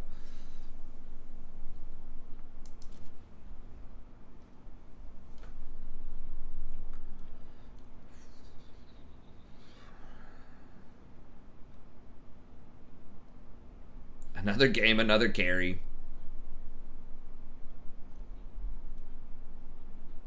Yeah, Dinger carried the hell out of that game.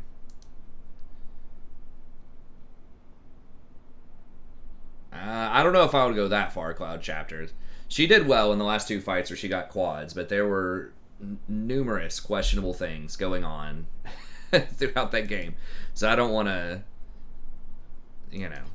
I don't want to detract from that. I think there are definitely things she could learn from that game. Let's put it that way. There are things I could learn from that game. Everybody can learn stuff. But yeah, the team fights were solid. Yeah, kind of what Haley said. I take it you joined at 15 minutes. Yeah. But she, down the line, she did pretty well. And sometimes that's all it takes. Sometimes if you're playing something that scales like Vayne, you have a rough early game, you just keep your head up and stay in it, and you get some opportunities later on.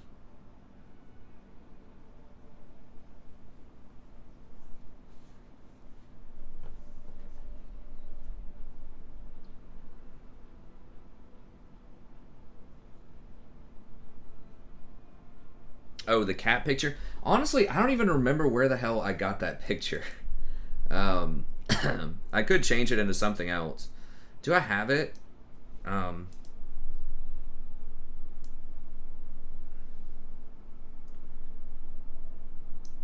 don't know where it would be. Because I had to move all my pictures from one place to another. I'm honestly not even sure where it is. What is River Shin? It's a meme. Basically, it's just supposed to be Shin running up and down the river trying to gank. Oh, okay, sarcasm. Gotcha. Sarcasm's hard to tell, because she did do very well later on. But yeah. If it's sarcasm, yes. So yeah, she made a lot of mistakes, but you know what? She got back in it.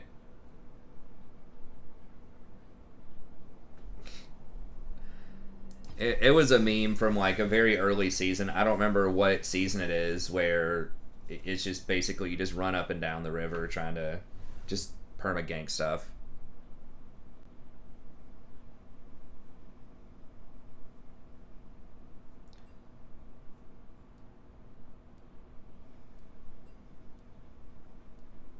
It's just basically a meme.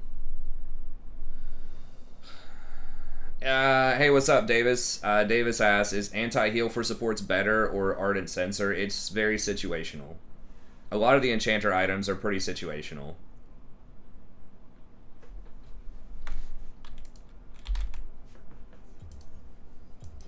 That game, I didn't get the anti-healing because we had 2 people on our team that already had it. The Shaco had it and the Vayne had it. So I wanted to just get something... And Lulu scales extremely well with Ardent Sensor and Staff of Flowing Water, but particularly Ardent Sensor because you give somebody the extra, basically on-attack damage of like 100 damage every time they attack with your picks in the mid-game, and so you want them to have as much attack speed as possible.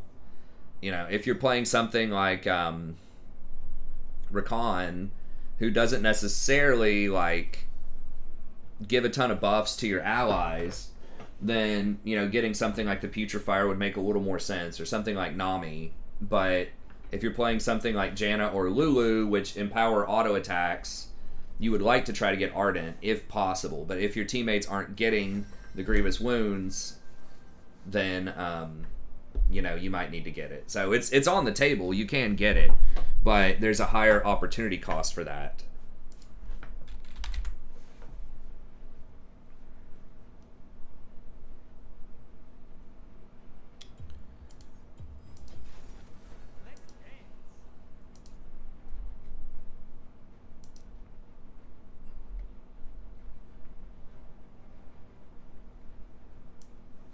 Is there something wrong with Viego?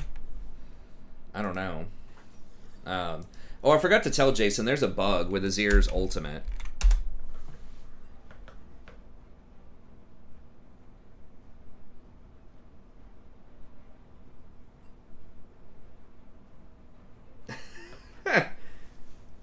I know, yeah. I mean, I was serious about it. Vayne's dead all the time, so I might actually need to get Grievous Wounds because... But then Shaco got it too. So that helped smooth things out. Just got to play Jace top, sort of. Katarina. Just got to play Lee, sort of.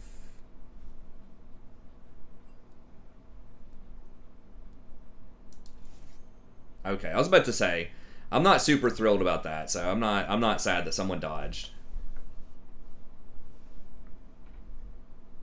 Yeah, in last game, for example, yeah, that's why. It's because, oh, thanks, by the way, Shunblade. If I didn't holler at you earlier. Was because other people on the team already had it. They did buff Mortal Reminder now to where it's really not that far out of the way. It's about 100% efficient and still has good stats on it. It's got crit, AD, Grievous Wounds. I don't remember what else, but it's not a bad item. Before, like, the old school Mortal Reminder of last season you had to get was pretty bad. Like, it wasn't terrible, but you definitely did not want to upgrade it until, you know, late. And you can't spread it to everybody, so if they have a lot of, like, AoE healing, then it could matter. But Vayne was doing so much single target burst. I like Rakan because it's so easy for you to dodge the hooks. Like, it's just pretty much they're never going to hook you as Rakan. You have your W to get out of it, and you have your E to get out of it. So it's just one less hook target. And if they do happen to hook your ally, you have pretty decent follow-up with your ult plus E to shield onto them. And then you might be able to peel them away. But it's mostly just because they shouldn't ever hit you with a hook. And then you just can kind of outscale him. Yes, if they hook your ADC or something, there's a pretty good chance they're probably going to die anyways, but he can turn it around better than almost anybody else. You can play something like Alistar, you know, classic Alistar type of champion, and just eat the hook for your ally, but I don't know. I just don't like that route as much. I'd rather have an Enchanter that sort of scales. So you can't eat the hook for your ally, but you can dodge it yourself really well. I mean, you can, if you have to, like, you can eat the hook and then hope to, like, jump out of it, but that's just my approach. I have a pretty high win rate, I think, as Rakan versus Blitzcrank over a long period of time. I guess there's banning Kai'Sa then. Hopefully they don't get Vayne. If they get either Kai'Sa or Vayne and they put Lulu with it, or Yuumi, or maybe Janna, like, it just feels extremely hard to win. I feel like ADCs are very important and very strong right now. It might even be the strongest role, to be honest. I know that's kind of like the opposite. I mean, supports are a big part of that equation too. I really don't like Triss that much.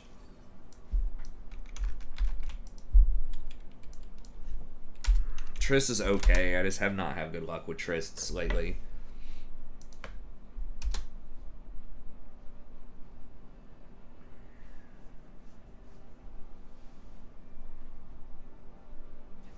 Whoa, what? I mean, she does have a 90% win rate, but 10 games? How is this person getting paired with, like, Diamond 4s after 10 games on a fresh account? The fuck?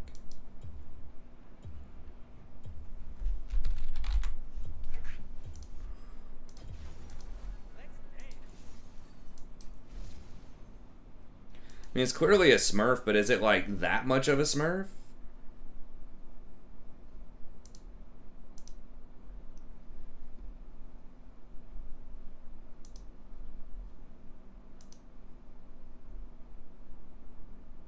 Wait, our jungler's autofilled?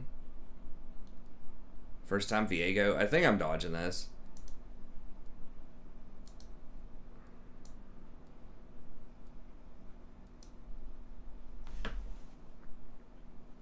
Oh. You can disagree if you want, man, but I'll tell you, a lot of my games are determined by the ADC. Either their ADC being good, my ADC being bad. Like, I think a lot is riding on the ADC. I mean, it's possible they're duoed with someone, but that's pretty extreme. I mean, I don't doubt this person is a Smurf, but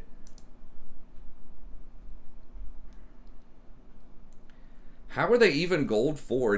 Is this 10 games after placements?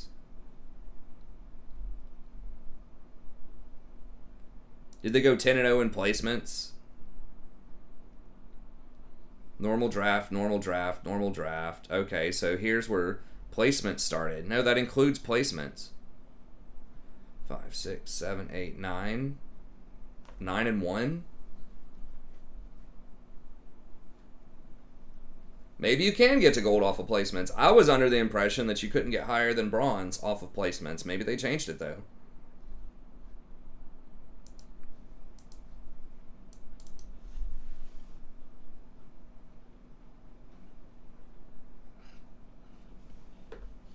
If that's how it is, I think that's really bad.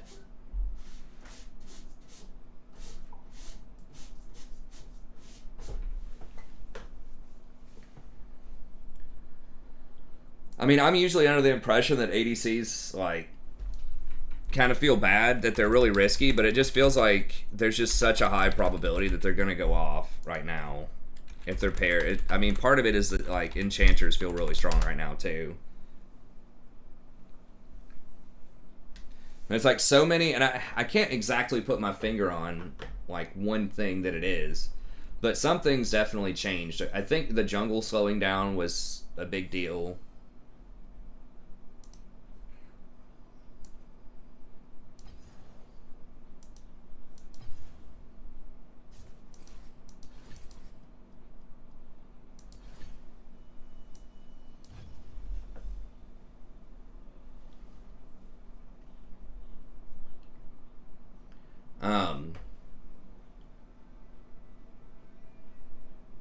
Like, they nerfed Staff of Flowing Water.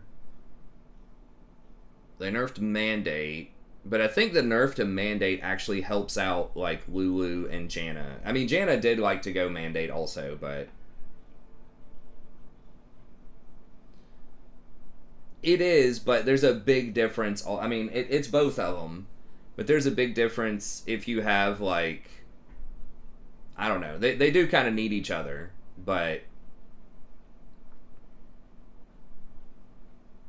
Ready to be auto-filled? I'm ready. I'm emotionally prepared to dodge this game and go back to the other account. Hey, cool, Deshane. Thanks for stopping by, man. Always good to see you.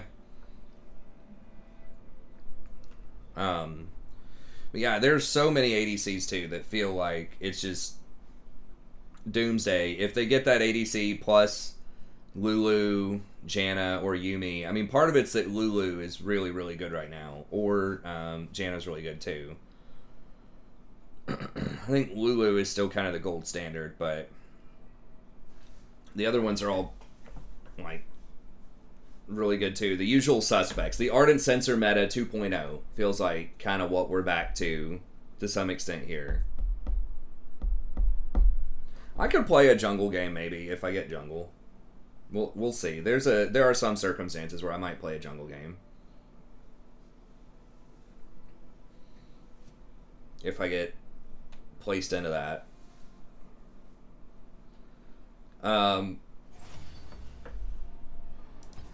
But yeah, like I said, Vayne, Kai'Sa, Twitch, Jinx.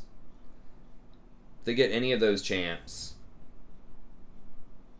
with an Enchanter, it feels rough right now. I mean, part of it I think is Gale Force. I talked about before, like Gale Force and people being able to take cleanse and stuff like that. It just feels like it's so hard to engage onto people with Bard or Leona or whatever if they're going to take those items.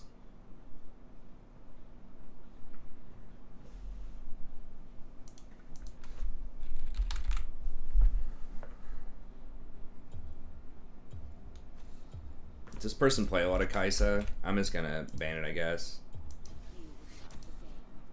Hopefully that isn't... He's not like a Kai'Sa one trick. I should have scouted that first, but...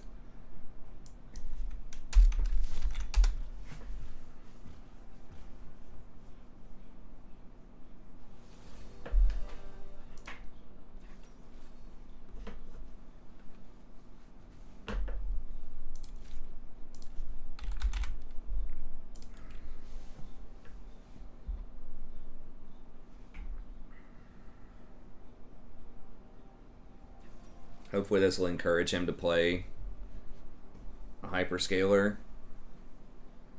Ezreal's also pretty good, though, too. Even though he's kind of different. He's not the hyperscaler mold.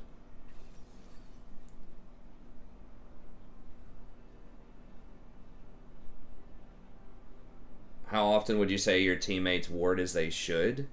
Oh, you mean sort of in my ELO bracket? Rarely. 25% or less. What I think of as should is everyone should have a control ward on the map at all times. Unless it's literally you are completing a big ticket item. Might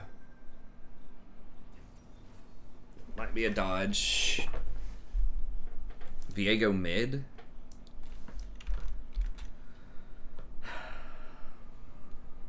I mean, she's just going to take cleanse if I take Leona. I mean, I guess I can poly her if she doesn't get Quicksilver Sash.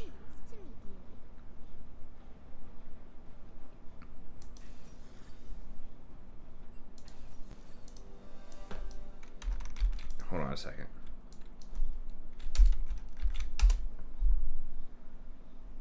Wait, why is there another fucking gold 1 in here? What is this? Oh, I'm on the alt. Never mind. It makes more sense on the alt. No Viego. Yes, Hecarim. What's our top lane? Cho. I'm just gonna dodge and go back on the other account. Use a 3-pointer. Okay, gold 1 makes sense. In a platinum 4 account, that makes sense. That's okay. 1 to 2%, yeah. There are definitely some people, like, you will see ADCs, like, early in the game. They will buy control wards sometimes. Right, so usually there's 1 or 2 people on your team that are, at least in kind of the early mid-game, getting some control wards down. So it does happen. Sadie, I will get you.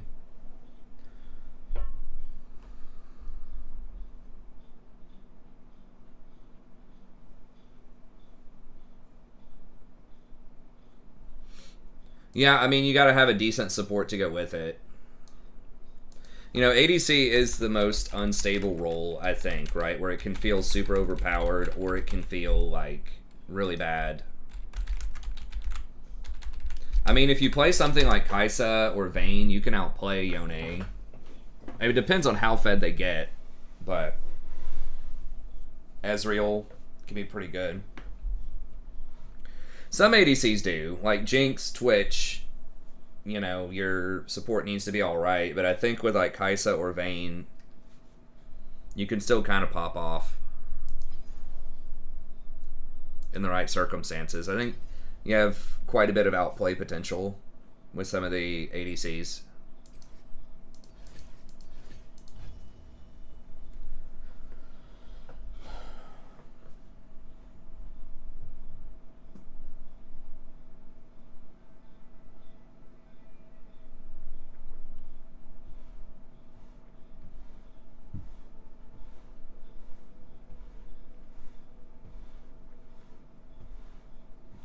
I feel like ADC is a big factor, regardless of kind of play style.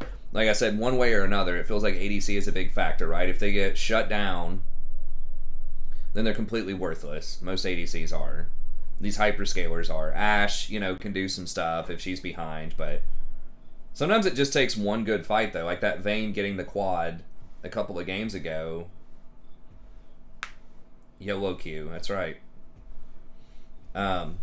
But it's like, you can either be completely worthless or is completely OP. Like that Vayne who got the double quads. Hey, what's up, King of Nobody?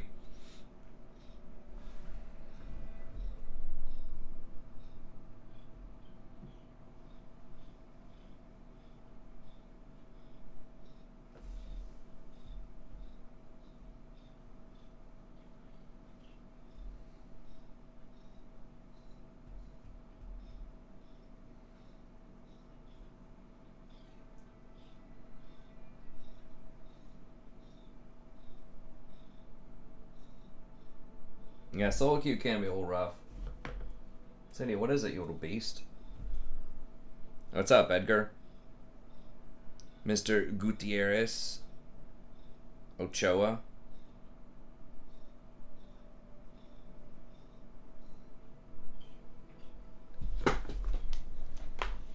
Sadie, I will get you.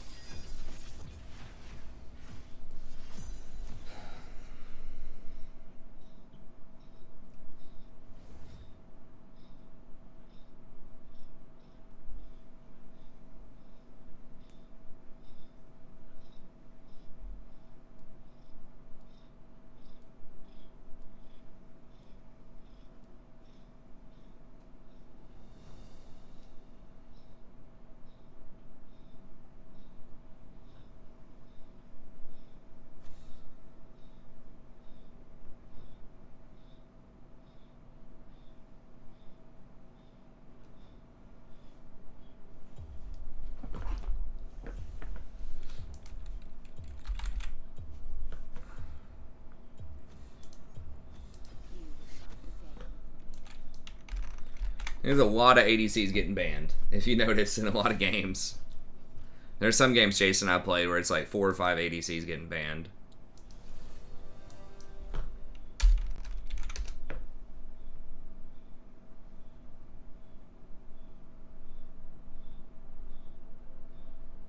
Just depends, I suppose.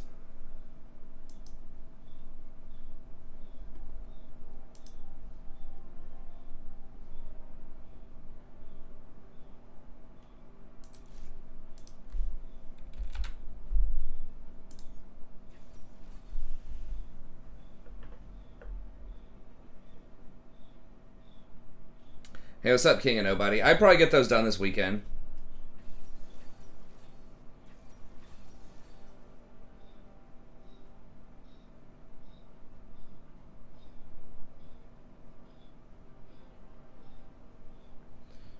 Yes. Because you're not CSing to get the gold.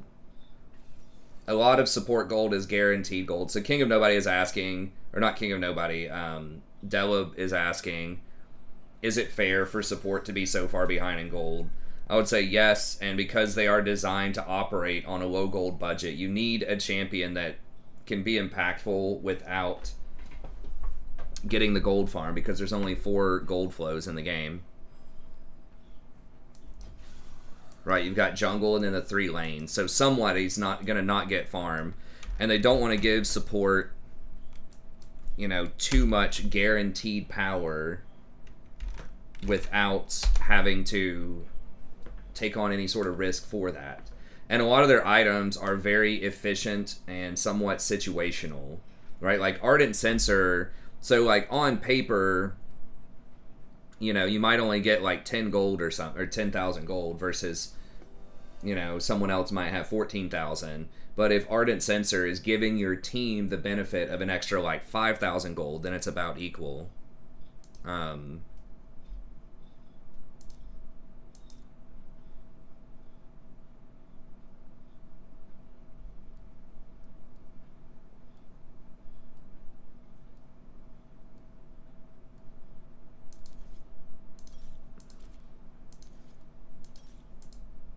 I guess that's fine. Oh yeah, Udyr's banned all the time too.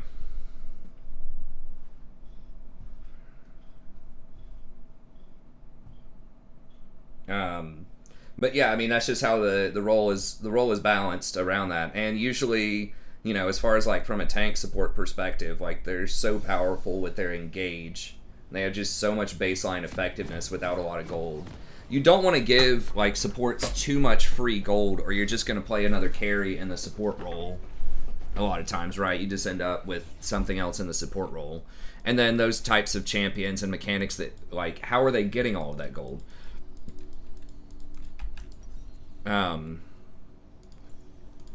As you could tie it with the support item, but...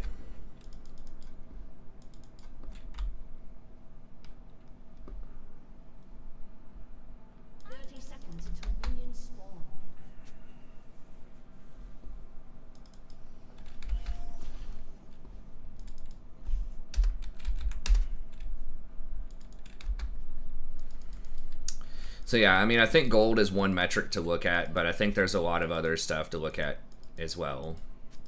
I mean, supports had too much gold with old coin, which is why they nerfed that. It's like 2,000 gold or something that you used to get off of that item.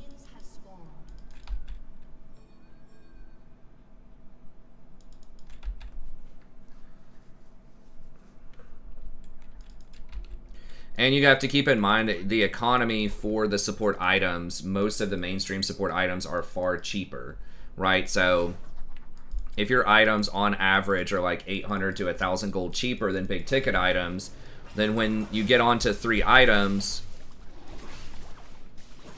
then yeah, maybe you're down 4,000 gold, but if you start like at that point in the game, but if you start thinking it's like, well, my items are super efficient, I'm getting thousands of gold of value to my team, I have all these like really powerful base stats, and I'm able to get 3 items off of 10,000 gold.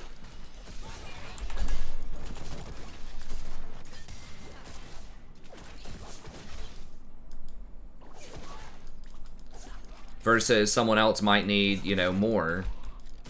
So you just have to look at the whole ecosystem. Support items are cheaper, and they are usually more gold efficient and more powerful than offensive items. And the gold is, like, the power is basically guaranteed, right? You don't have to CS for it. You don't have to get kills for it. A lot of times, you'll tend to have more assists also, right, as a support than ADCs will. So that also adds up in terms of gold.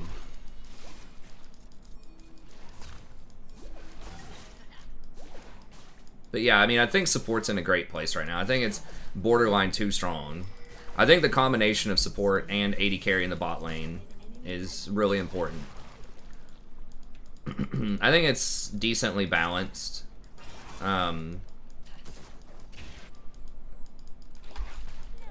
Perhaps a little bit on the strong side.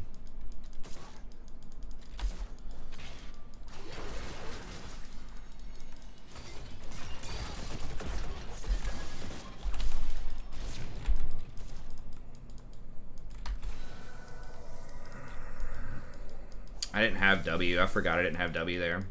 Really should have taken biscuits here.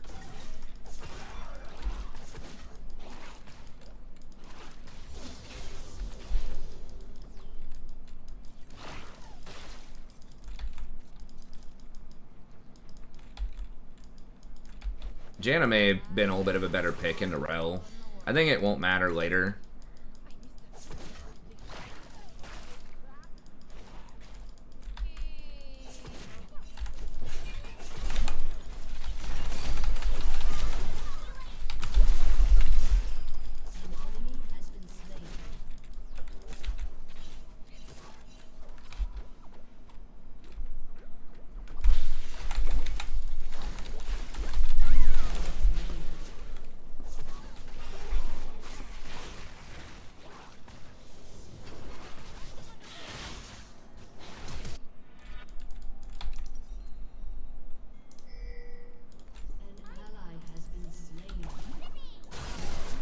They clean this up, right? Okay, Fizz is gonna be strong as hell. He should be able to get her.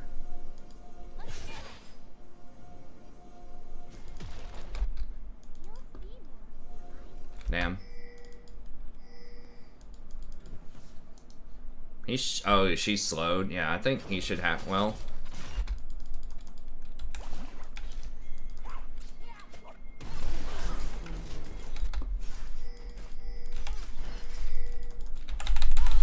God, if he would have just walked there.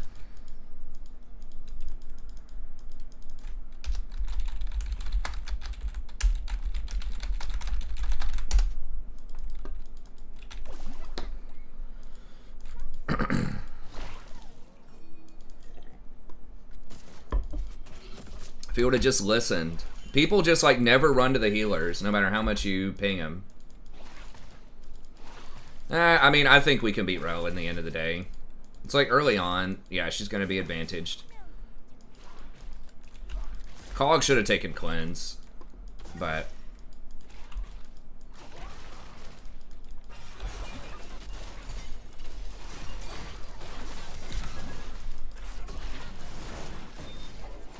We're just getting, like, hard camped, too.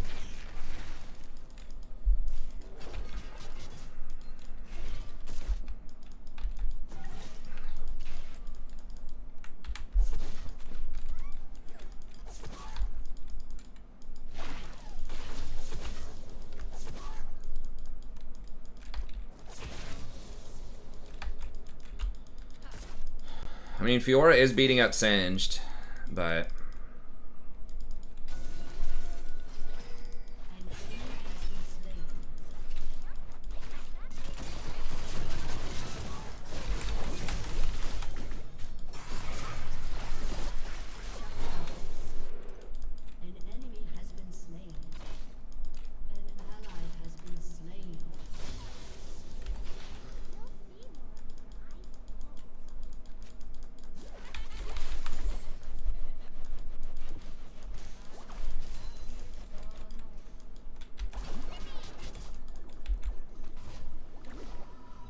I'm gonna try to crash that. Well, I mean, you know, Kog'Maw and Lulu, that's the payoff, right? Is they can get, you know, turbo camped like that. They are, you know, susceptible early on. But the, you know, the price is Singe is getting completely blasted top lane. Fizz is getting pretty fed.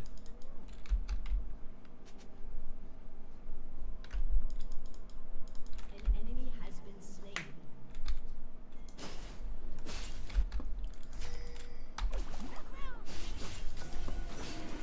Yeah, I mean, obviously it's not like so OP to the point where it's like, you know, you just guaranteed win, but it's definitely on the risk reward scale, I think a little more push towards reward than it has been in recent times.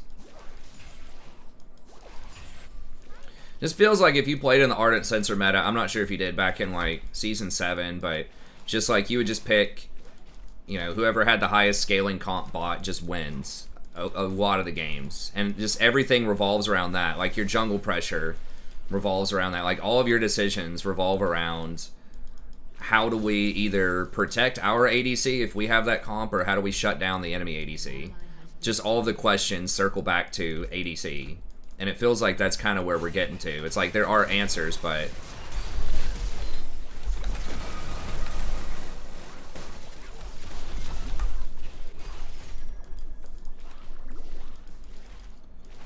So it's like it can be stopped, but you have to, like, that's drawing all of the attention, it feels like, right now. More so than it has been in the past.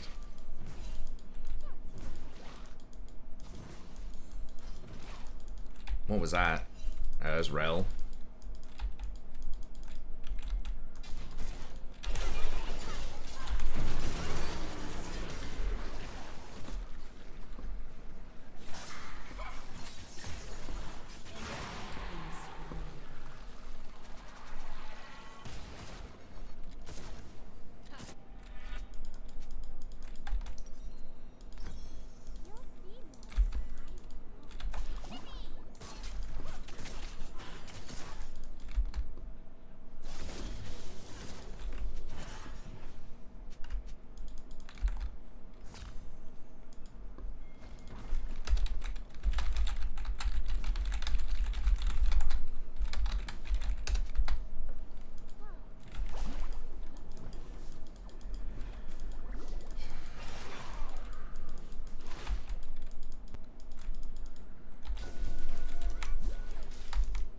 I mean, they're getting stuff done top. Like, the Shaco is getting objectives.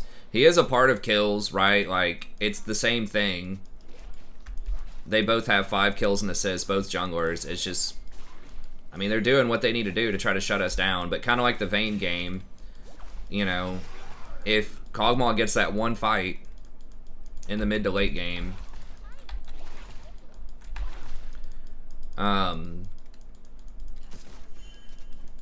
then it can just be over, you know.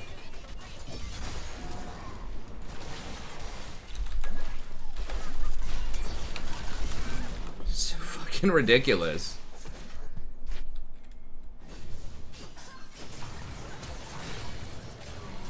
Oh my god.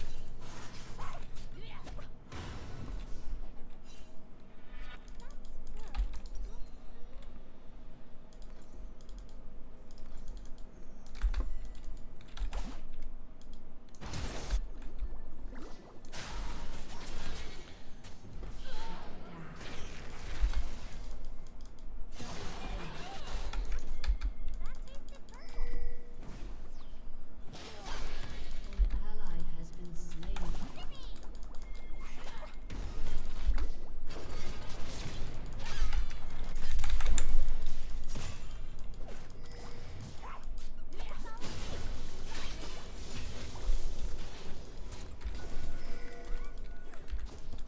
Shit, I pressed the wrong button. Or didn't get it over the wall. How fed is she? She's pretty fed. Shit, really?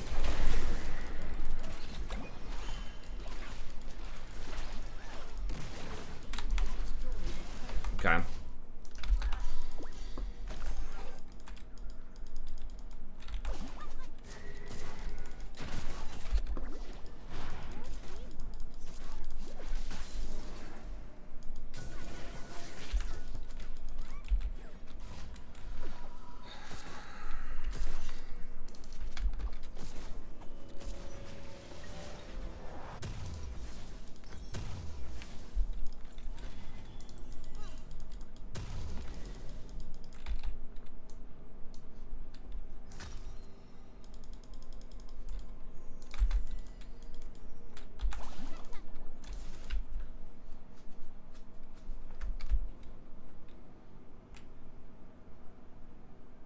Well, yeah, but I don't know. It's just a high risk, high reward roll. It's probably the highest risk, highest reward roll. Oh shit, they're fucking. Of course, Rel's here too. God damn, dude. Okay, well, Fizz is cleaning it up too. Like, basically, Fizz.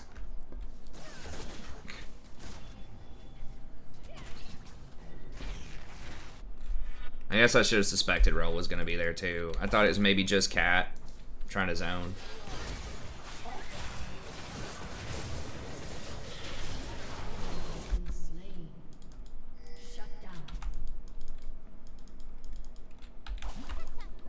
Okay, we did get a shutdown on him. But I mean, Fizz is getting super fed, and Shaco is too. An enemy has been slain.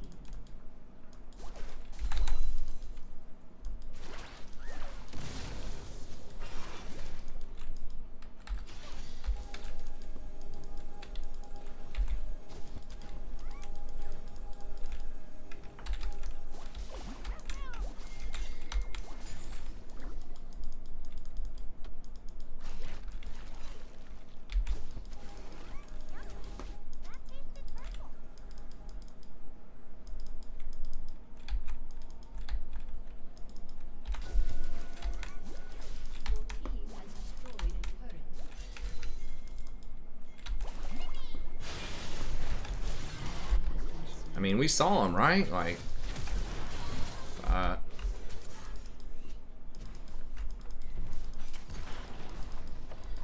dude, she's fucking level 11, man. What?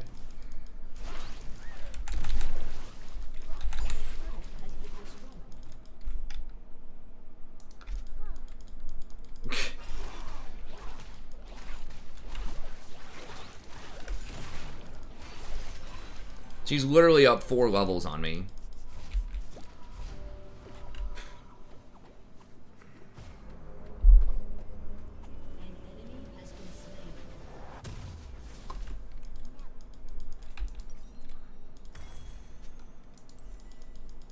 Because we've been just died or been zoned off of so many minions.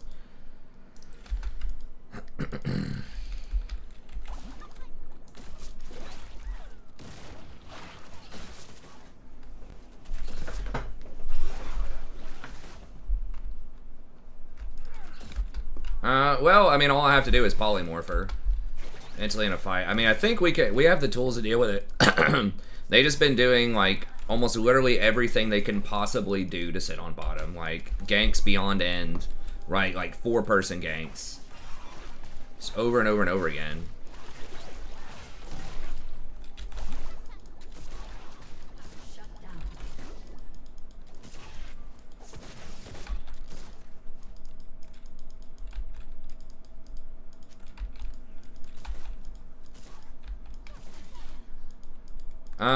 That's a huge topic of debate. I think it's a cultural thing.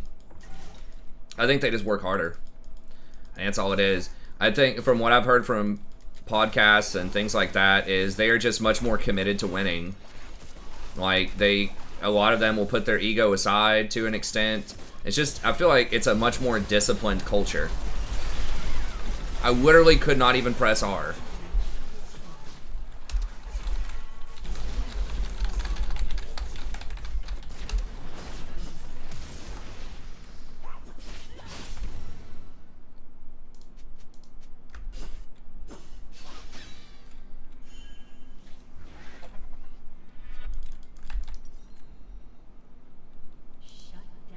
Not to say that NA players don't work or don't try, but it's just like some of those Asian countries, man, it's just next level. Not just in League, but in just a lot of things that involve training and like education. And a lot of League is just knowledge and practice and things like that. Don't just why wits though?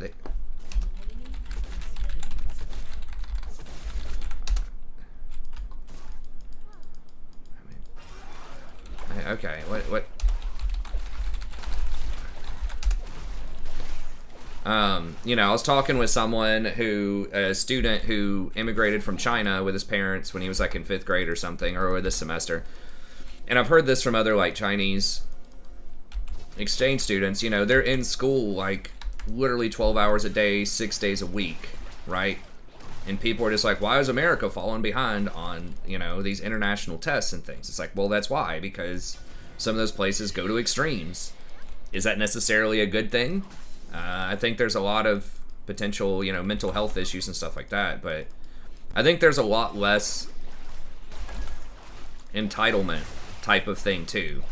I think sometimes, you know, NA pros might be thinking, well, I know what I'm doing, I don't need help, or they just don't respond to criticism as well, right? Because there's just more about individual ego, potentially.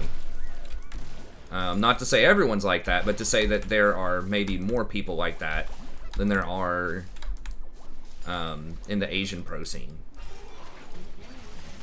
The coaches might also be a lot more strict on them. But for whatever it is, it just feels like it's just more discipline, more like win over all else is what it would take. You know, do whatever it takes to win the game, you know.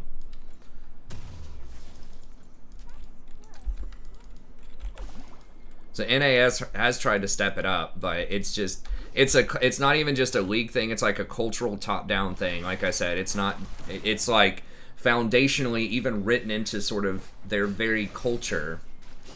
In like China, for example, when you start looking at Confucianism and how that which has sort of translated into sort of this interesting version of kind of communism that's come about.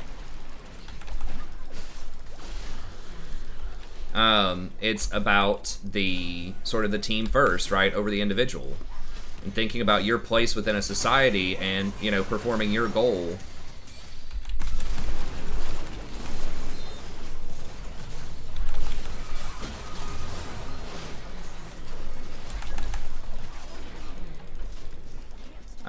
Is over individual pride.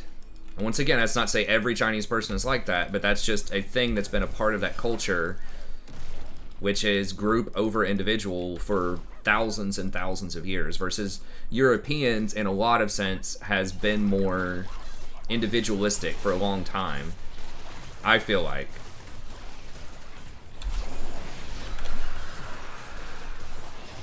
Which, not to say one's necessarily bad over the other, you know, they have their pros and cons, but when it comes to, you know, these kind of mental games,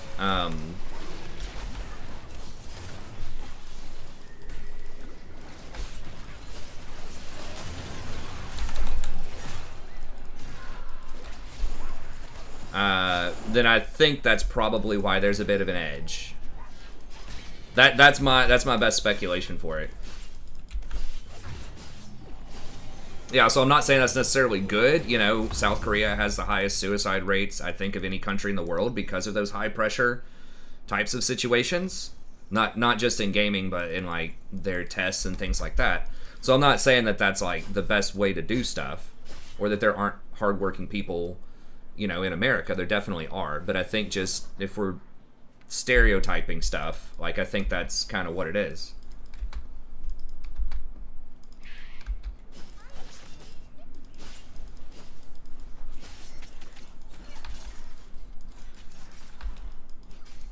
Oh, well, I mean, that's a big thing, too, right? This is another thing you're talking about in general, is they have a much higher population of people that play League and just people in general, right? And when you have a higher population, there's a much better probability that you're going to have a great talent. It just, when there's more people that are involved in something like that, when there's more competition, then you're going to get better results.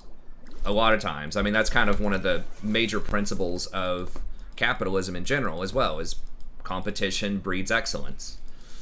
And it's kind of that way too. You see this in sports in America, right? And probably other sports leagues around the country where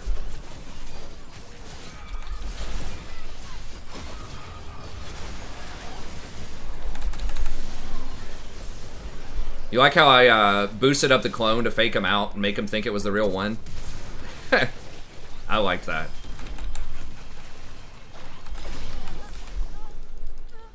But when you look at like college sports, there are different divisions because some schools are bigger than others, right? You have Division I schools, Alabama, and just a lot of Division I schools. But then you also have these smaller private schools, and the smaller private schools. I mean, part of it is people go to those big schools because they're known for having good sports programs. But part of it's just a bigger school. So that's why they split it up by size.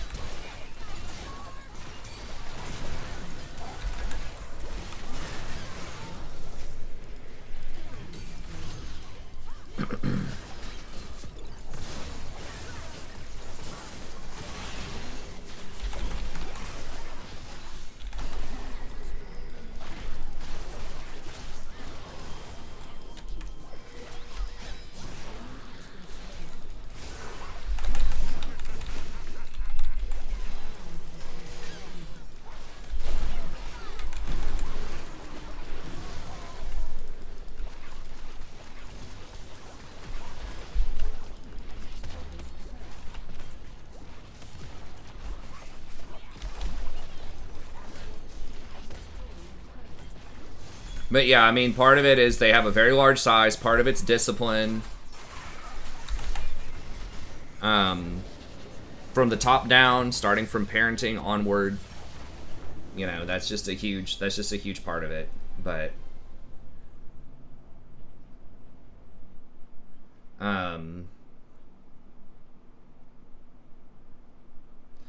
Finland, yeah, maybe with Finland, I don't know. There are definitely other countries that can do well without such extreme measures also, but I think that's more the exception than the rule. But I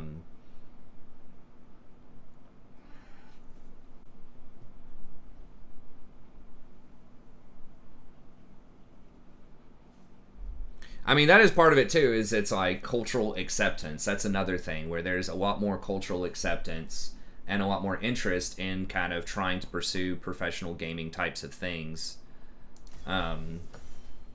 in somewhere like China or South Korea than it is in North America. That was one of those things, though, where we got completely dumpstered, almost as hard as you can get dumpstered by. I mean, I died 5 times. That's a lot, but considering how often they were there, we were still able to turn around and be relevant at the end. Yes, most of that was kind of the fizz going off in the Shaco. But I did some like decent plays, with Lulu, keeping some of them alive. And then Shaco down the stretch was putting out some pretty good damage, even though his numbers at the end of the game aren't going to be high. In some of those like specific fights, they were kind of a problem.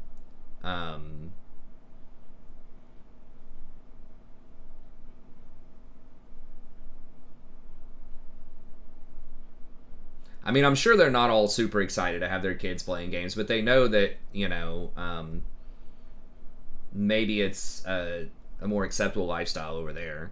I've heard, as a friend from Sri Lanka, I guess that's going to be it for tonight. I know it's a little bit of a shorter stream, but I did get a late start. I just had to get some sleep. But he was saying people, like, a lot of his Indian friends, there weren't that many people from Sri Lanka, but a lot of the South Asian friends, they, were kind of poking fun of him. And just sort of, I think, kind of a for fun sort of way, he was part of, like, this South Asian Student Association thing. But they would all make fun of him for, doing a humanities thing, like majoring in English, or coming to grad school for English instead of a science, right? Instead of something like, chemistry or physics or engineering or something like that. Right? Because it's thought of as like, that's not practical, even more so than it might be in the United States. Right? In the United States, I think if your kid wanted to go major in gender studies or music or something like that, it would be more socially acceptable than somewhere like China, where they would expect for you to major in business or science. They push the STEM stuff even more.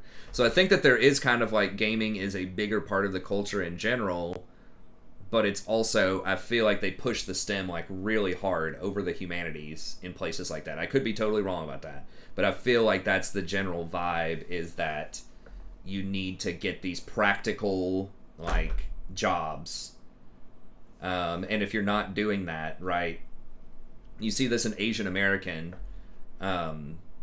Asian Americans with their parents sometimes too will go through that, where it's like if you're not doing something in science, then they are going to get you.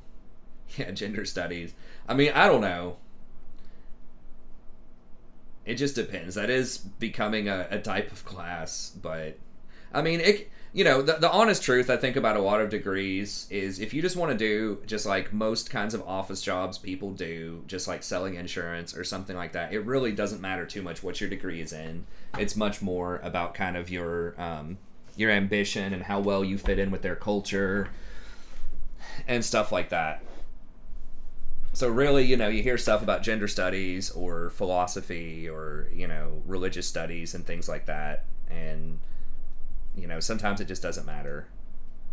Like, I had my undergrad degree was in, I had a triple major in English, philosophy, and religious studies. But I had an opportunity to get a job selling annuities from a buddy that I know. I had a connection from high school who went to the same gym that I went to. And he was like, hey, I can hook you up. He's like, I made $70,000 my first year selling these annuities. I can get you an interview on Monday. We're looking for somebody else. It's like, I think you've got the right kind of mind and the right kind of attitude for it. But I just didn't want to do it. And my wife was just like, do it. Do it. And that was, like 12 years ago. But I was like, I think I want to go to grad school for English. And I stand by my choice. I enjoy my job. I like what I'm doing. I don't think the humanities is really gone. I do think that I can kind of agree, that to an extent, kind of the marquee, mainstream thing is it is very preoccupied with identity politics and things like that. But there are, well, you're not watching League right now because I said the League is done, Mr. Origami Tsunami. So, if you don't want to watch the last, few minutes here where we're just talking about stuff, then that's fine, man. But anyway, so I do agree with that I think that it has become very politically driven recently. But I know there are some professors who do look at other things, I think, that are that are a little bit different. But that it just kind of has a lot, because like there's always this push as well when you're thinking about the humanities, like English and stuff like that. The question is that a lot of people ask was, why does it matter? Why is this practical? Who cares? Right? So it's like, why do I need to read Shakespeare or understand Shakespeare, or why am I reading this obscure 18th century author? Like, what is that contributing to society? How is that helping me professionalize all of that kind of stuff, right? And so the pushback from that now is, well, it's politically engaged and it's trying to help push these certain cultural or political policies and things like that, and that can make a difference and make the world a better place. So it's trying to be politically engaged in order to fight the, common critique maybe 20 or so years ago, or maybe even longer than that it's just kind of this ivory tower thing that just elite people do to pass the time. It's just speculate on literature of the past or read great literature, and that in and of itself doesn't have merits unless it's specifically engaged with something in our culture, politically engaged or whatever, right? So in other words, it's trying to be more practical rather than the critique that it was more abstract. So part of that is it's just like the humanities, it's always sort of difficult to understand. But there's so much power in a lot of stuff in the humanities that doesn't get emphasized in rhetoric, because words and ideas are extremely powerful. Like science and things like, science is obviously powerful, physics, biology, stuff like that. But so much of a lot of the way the world works and a lot of the power behind it are humanities-based things. Are thinking about persuasion, are thinking about specific audiences and discourse communities and how those evolved and things like that, right? So like the people that are designing these algorithms that are sort of constructing who people are and what they want, that are making sense of these data and stuff like that, like a lot of that is humanities driven types of thought. I mean, it is intersecting with computer science in some ways and like big data, but like interpreting and figuring out how to design that and deciding what to do with that are all kinds of humanities types of questions. But it never really gets marketed that way. Well, you just have to beat them out then.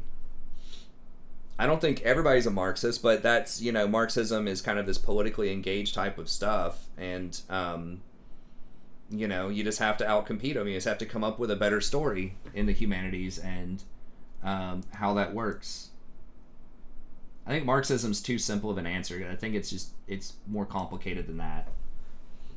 But I think that there definitely are some professors that are exploring stuff and critiquing things, you know, from different perspectives. But I agree that it has, in recent times, in a lot of classes, been pushed more towards this practical, you know, pretty like far left type of agenda. But not every class is like that. I don't run my class like that. You know, I try to be really open-minded, and I try to be really open-minded and get people to consider multiple perspectives and actually engage and think critically about that.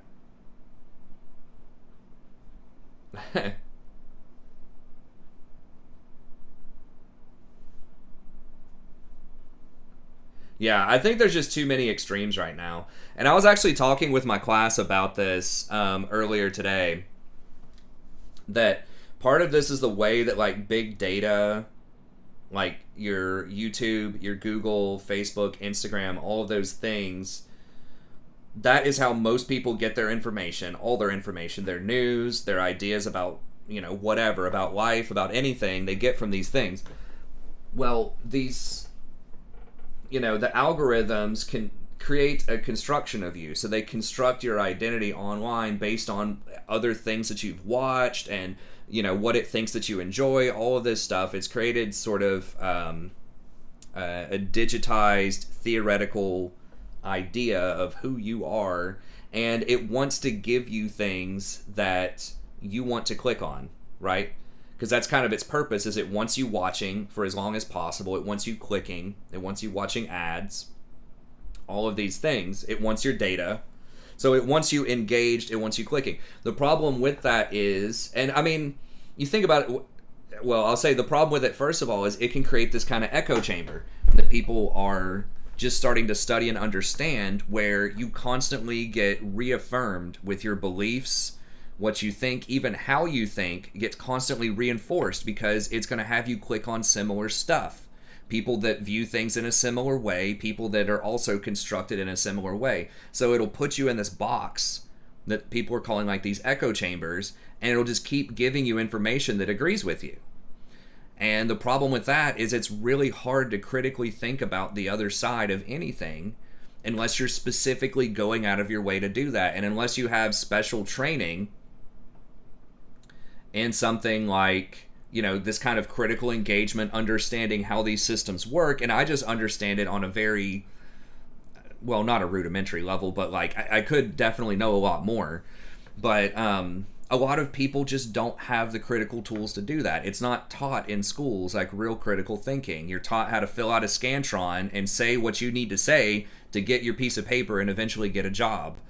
And so now people are caught in these echo chambers, and you can completely avoid people that disagree with you. And in fact, you're encouraged to do so by these algorithms.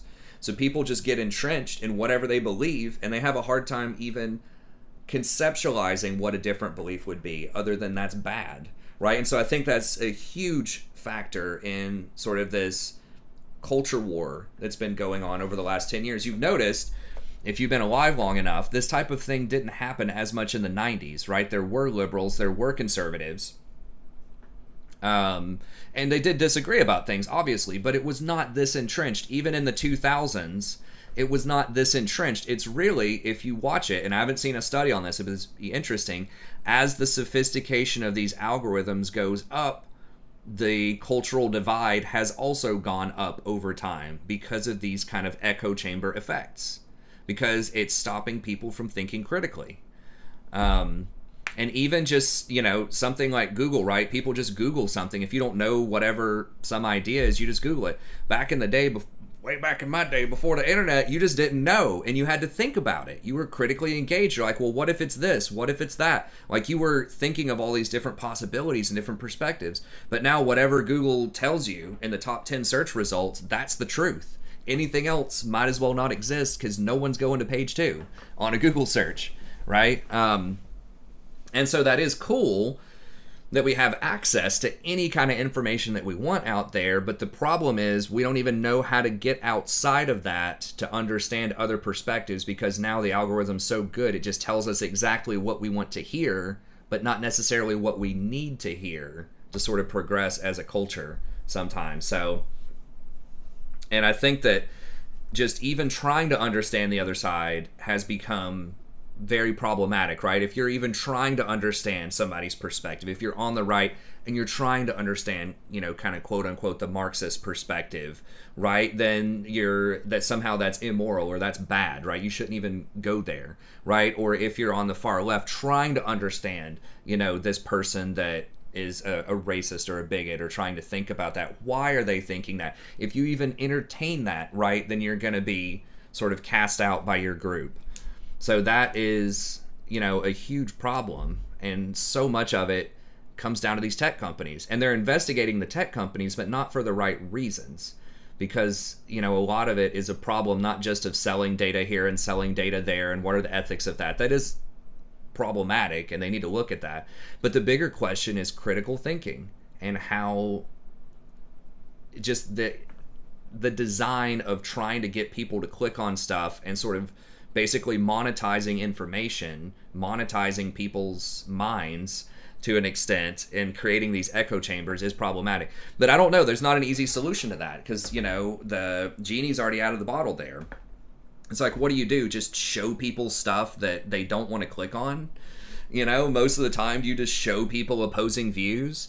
I think that a huge problem is that it has to start from the education system. It has to be, you need to learn how to explore different perspectives, and what's the, you know, you need to appreciate the value in understanding different perspectives, not from just an inclusivity thing. You hear that now. Oh, we need diversity this and diversity that.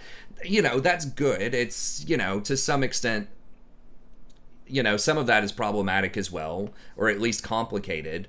But I think that's good, but people only talk about it from like a gender perspective, or you know, a nationality perspective, or a race perspective, or whatever. A lot of people don't talk about that just from a critical engagement perspective, right? Just understanding multiple perspectives, even if it's just two different white people having different positions, they can have different positions. So I don't know. Anyways. There just needs to be a lot more emphasis on critical thinking and innovation rather than like standardized test taking. But it's really complicated to figure out how to do that in especially K through 12. But that's kind of where we are, I think, right now.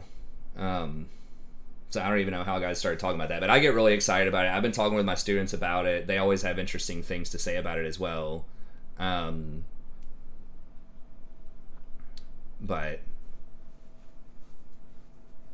cultural differences to major. How much do we remind you of your students today? Sort of.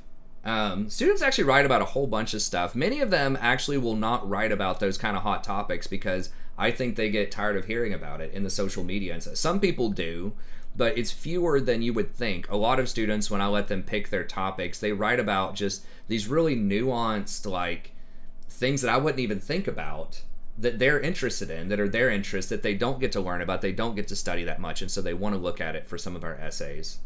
But yeah, well, it's not just like group as a culture, it's all these different splintered groups. But yeah, group identity is becoming a thing. It's just dividing people up so much. I don't know. We live in, I think it's the most divisive time since the Civil War, certainly since like the 60s. It's, you know, is it that they don't have the critical thinking skills, or they don't want to imagine the possibility that their beliefs might not be valid? I think that's the same thing. I think if you're scared that your beliefs might not be valid, or that you're going to be invalidated, then you're not thinking critically. Because it's, if you're really in search of trying to understand and trying to better appreciate the truth, you know, whatever that is, and things like that. It really shouldn't just be about believing whatever you believe just because you believe it.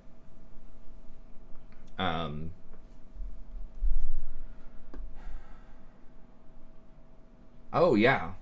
What John is saying, just catching up in the chat here, what John is saying about Google and stuff. Yeah, they build up a profile of who you are, and they try to show you stuff. I mean, it's crazy sometimes if you think about it, like, and it's based on, you can tell how much they're monitoring your data based on the kinds of ads that you get, right? Like, I'm trying to think, there's all sorts of just weird things. I swear there's some things on here that I've just said during a stream that I didn't even type, and I don't even think people typed in the chat, that I've gotten ads for something like that. I think that, for example, I got an ad for like a weight loss thing, like a guy's weight loss, like supplemental thing, and I have never typed anything. I've never searched for that. I've never typed anything about that, but I have said on stream on the microphone before that I, you know, over the last year, I've gained a little bit more weight than I would like, and I need to get back in shape and work on that a bit more. But I never searched for anything, yet all of a sudden I'm getting ads for weight loss stuff. So I highly suspect that, you know, just the audio parts of these recordings, even though I'm never clicking on anything, the audio recordings, it's checking for those keywords like weight loss, you know, things like that, and it's saying, it's changing what it thinks. It's saying, oh, okay, he's interested in weight loss. Let's show him some ads for weight loss, or, you know, things like that, even though it's just verbal. So when you're like, even just talking into your phone, texting people, if you have like a Facebook app open or anything else, like you're on Google or whatever, it's probably watching you. You know, your emails, all that stuff. It's going to be watching you.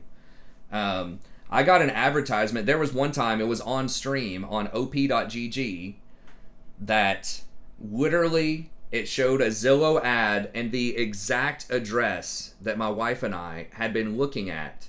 It was a picture of a house. This was like 4 or 5 years ago that we had been looking at to maybe go live in.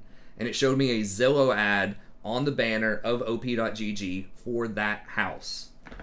So I had just searched for that on Google. op.gg, which is a Korean website, picked up on that. I guess Google gave the information over to them, and then they put up an ad for that. It was basically doxing me, like, on the stream, and I was like, I gotta exit out of that ad. But yeah, I mean, it definitely is trying to figure out who you are, and it is making adjustments. And there are lots of really good, I think, documentaries. There was one on Netflix that I need to watch that I haven't watched yet. It's called, like, I don't remember, but it's something about social media and big data and all of those things, and just how influential that stuff can be.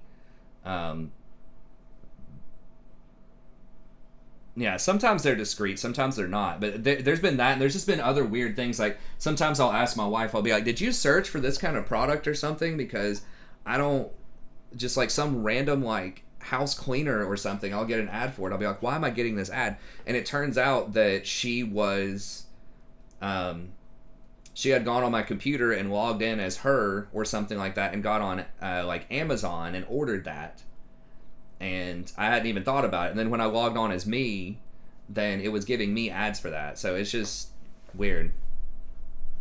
Yeah, they're trying to regulate some of this stuff and try to slow it down, you know, a little bit. Some of this, like, data sharing and things of that nature. And, you know, sometimes people will say, you know, that gets back to what's the alternative. They give you ads for products that you don't care about or you're not interested in. And then, I mean, sometimes there's the argument that people make where it's like, well, if you're not doing anything that's bad or anything that's suspicious, who cares about privacy? Like, what are you trying to hide? You know, sometimes you'll hear, usually it's a more, like, conservative kind of, well, I don't know. Conservative people are very skeptical of the government, too. I think both left and right are pretty skeptical of the government right now. But sometimes you'll hear that argument. The social dilemma. Okay, that's what it is. I need to go look that up. That's what Matt says it is. But... I don't remember where I was going with that, with my train of thought. But anyways, it's all potentially problematic. Oh, what else? Yeah. So the kind of, if you have nothing to hide kind of theory, who cares who's watching type of stuff. But the problem is, what happens when what is socially acceptable changes, right? If it's the government or if it's society or whatever, what if something like that changes and then you're held responsible for those types of things? What if right now you can critique the government, but what if we get a dictatorship or an authoritarian government that installs itself, which that may not be as far-fetched as people think it is, and then they have all that data? What if you are an enemy of the state and they've got all this information about you now? Even though what you were saying before maybe necessarily wasn't bad, what if it becomes bad? And you're seeing that kind of right now too, when you've got like all of this sort of cancel culture type of stuff. People are dredging up these things from like decades ago that somebody said on social media or whatever, and all that data's out there because the privacy is not really protected. All that data's out there, now it can come back to get you. So now maybe you just were a teenager and, you know, you did something, some teenager thing, you said something that was off color in a tweet one time, or you picked a Halloween costume that all of a sudden people, you know, 20 years from now might find offensive or whatever, and then all of a sudden you can't get employed anymore, or you get fired, you get canceled for either a mistake that you made when you were younger or something that wasn't even a mistake at the time that is considered a mistake down the line. So that's why, you know, some people, I've had a friend who got off Facebook.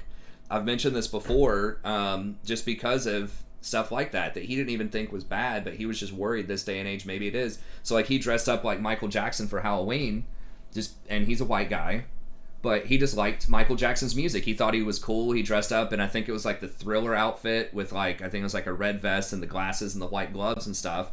And, you know, we just went out and dressed up, and we all went out to a club and just had some fun. And it wasn't really, you know, a thing. Nobody thought of that as like a white or a black thing. It was just like, this guy likes Michael Jackson.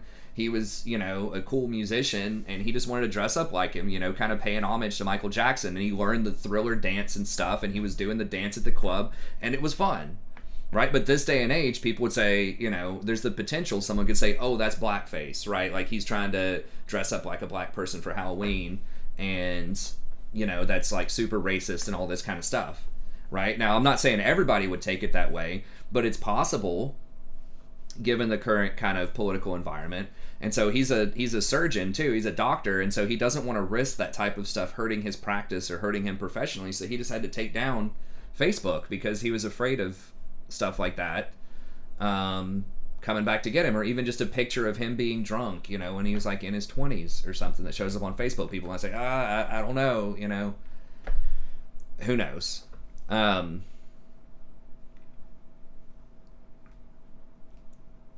anyway, so I'm not saying one side or another is to blame for these types of things. I'm just saying that, you know, so much of it is because of this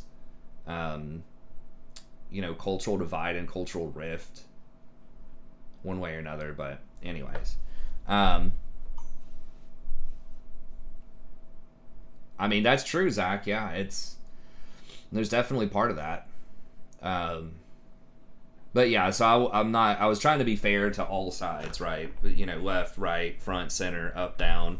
I think most people, well, that may not actually be true, but I think like people that are critically engaged in thinking are gonna find, you know, problems with both sides and potentially, you know, interesting points that both sides can make about stuff. But anyways. All right, well, I got to get out of here. I'm going to go watch, I think the new episode of WandaVision's out, so I'm curious to see how that's going to go down. Get something to eat. But anyways, thank y'all very much for tuning in and hanging out for the last, you know, old man professor ramblings.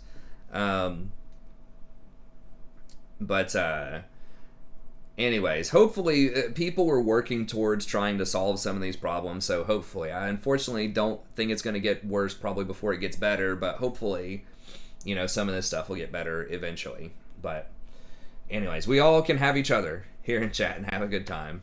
But anyways,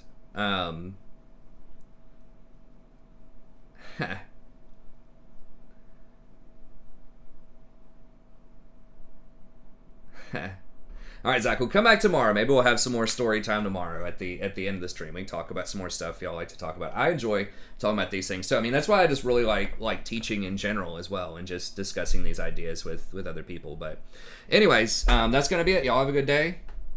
Yeah, sorry, Paul. I got to get off here, though. I'm starting to get kind of hungry. And I got to get up in the morning. But you can go back and watch the replay if you want, or we'll be back on here tomorrow, and I'm happy to talk about whatever people want to talk about tomorrow. This is now a discussion stream. I just need to do the just chatting. Go on to Twitch. People come in. You know, there's all these people that are just sitting there, like, in their sexy outfits or whatever, doing that. And I'm just, like, suit and tie, just discussing culture, philosophy, different social theories, and things like that.